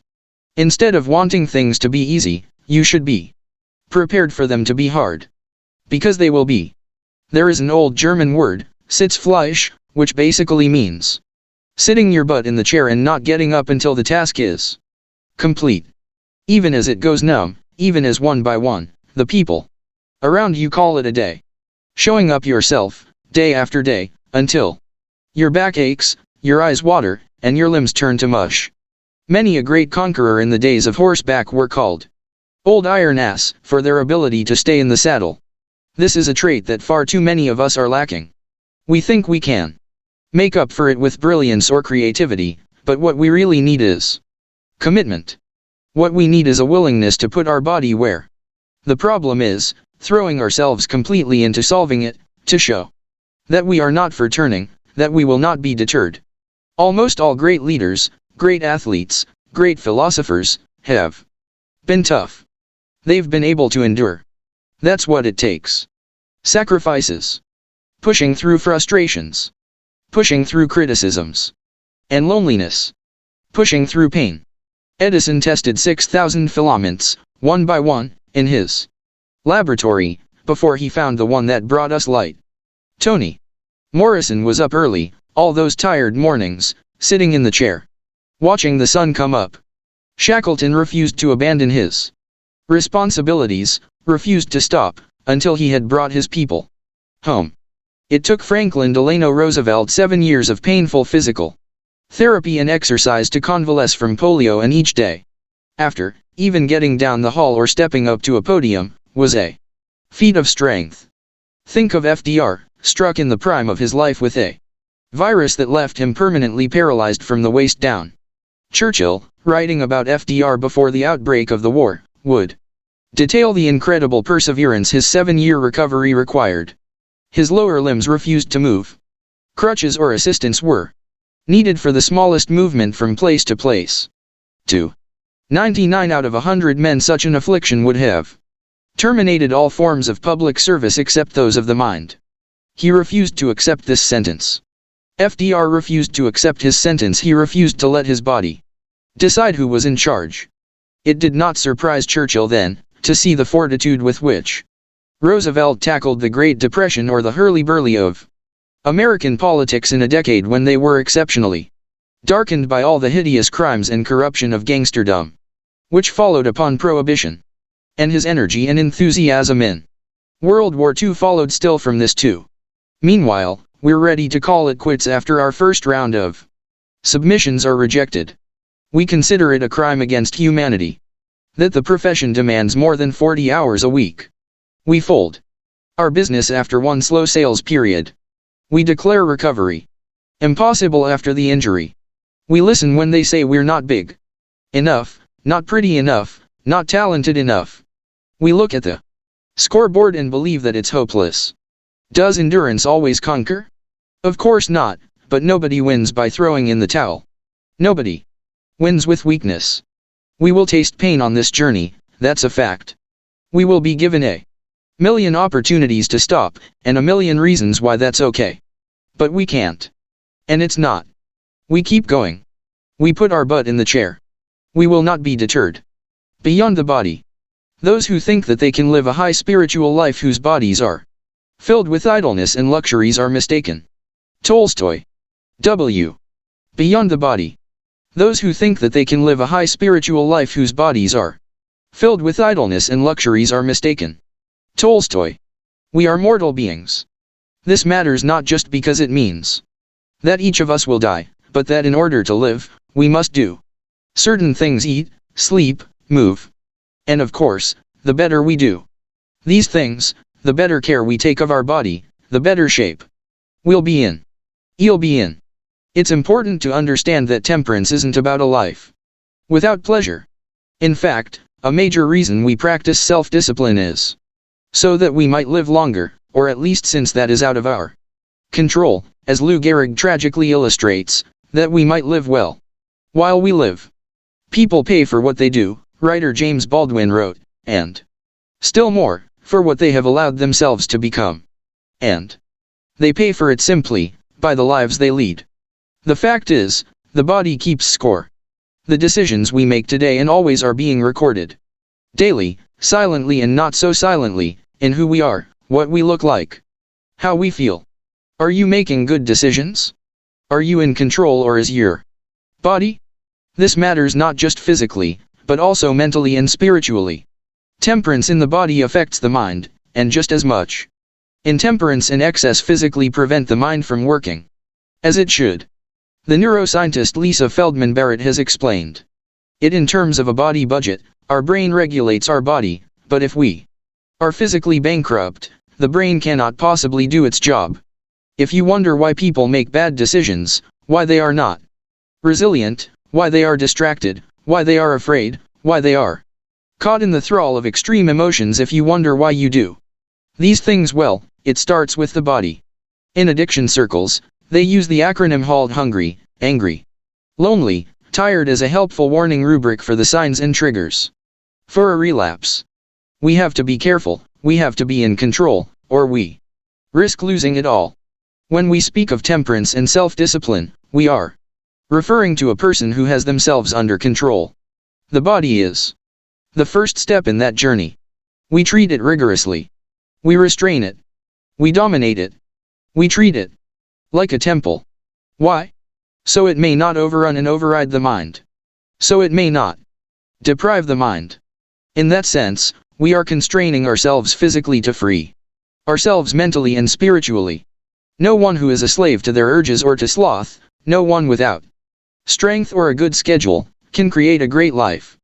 Certainly they will be too consumed with themselves to be of much good for anyone else. Those who tell themselves they are free to do anything will, inevitably, be chained to something.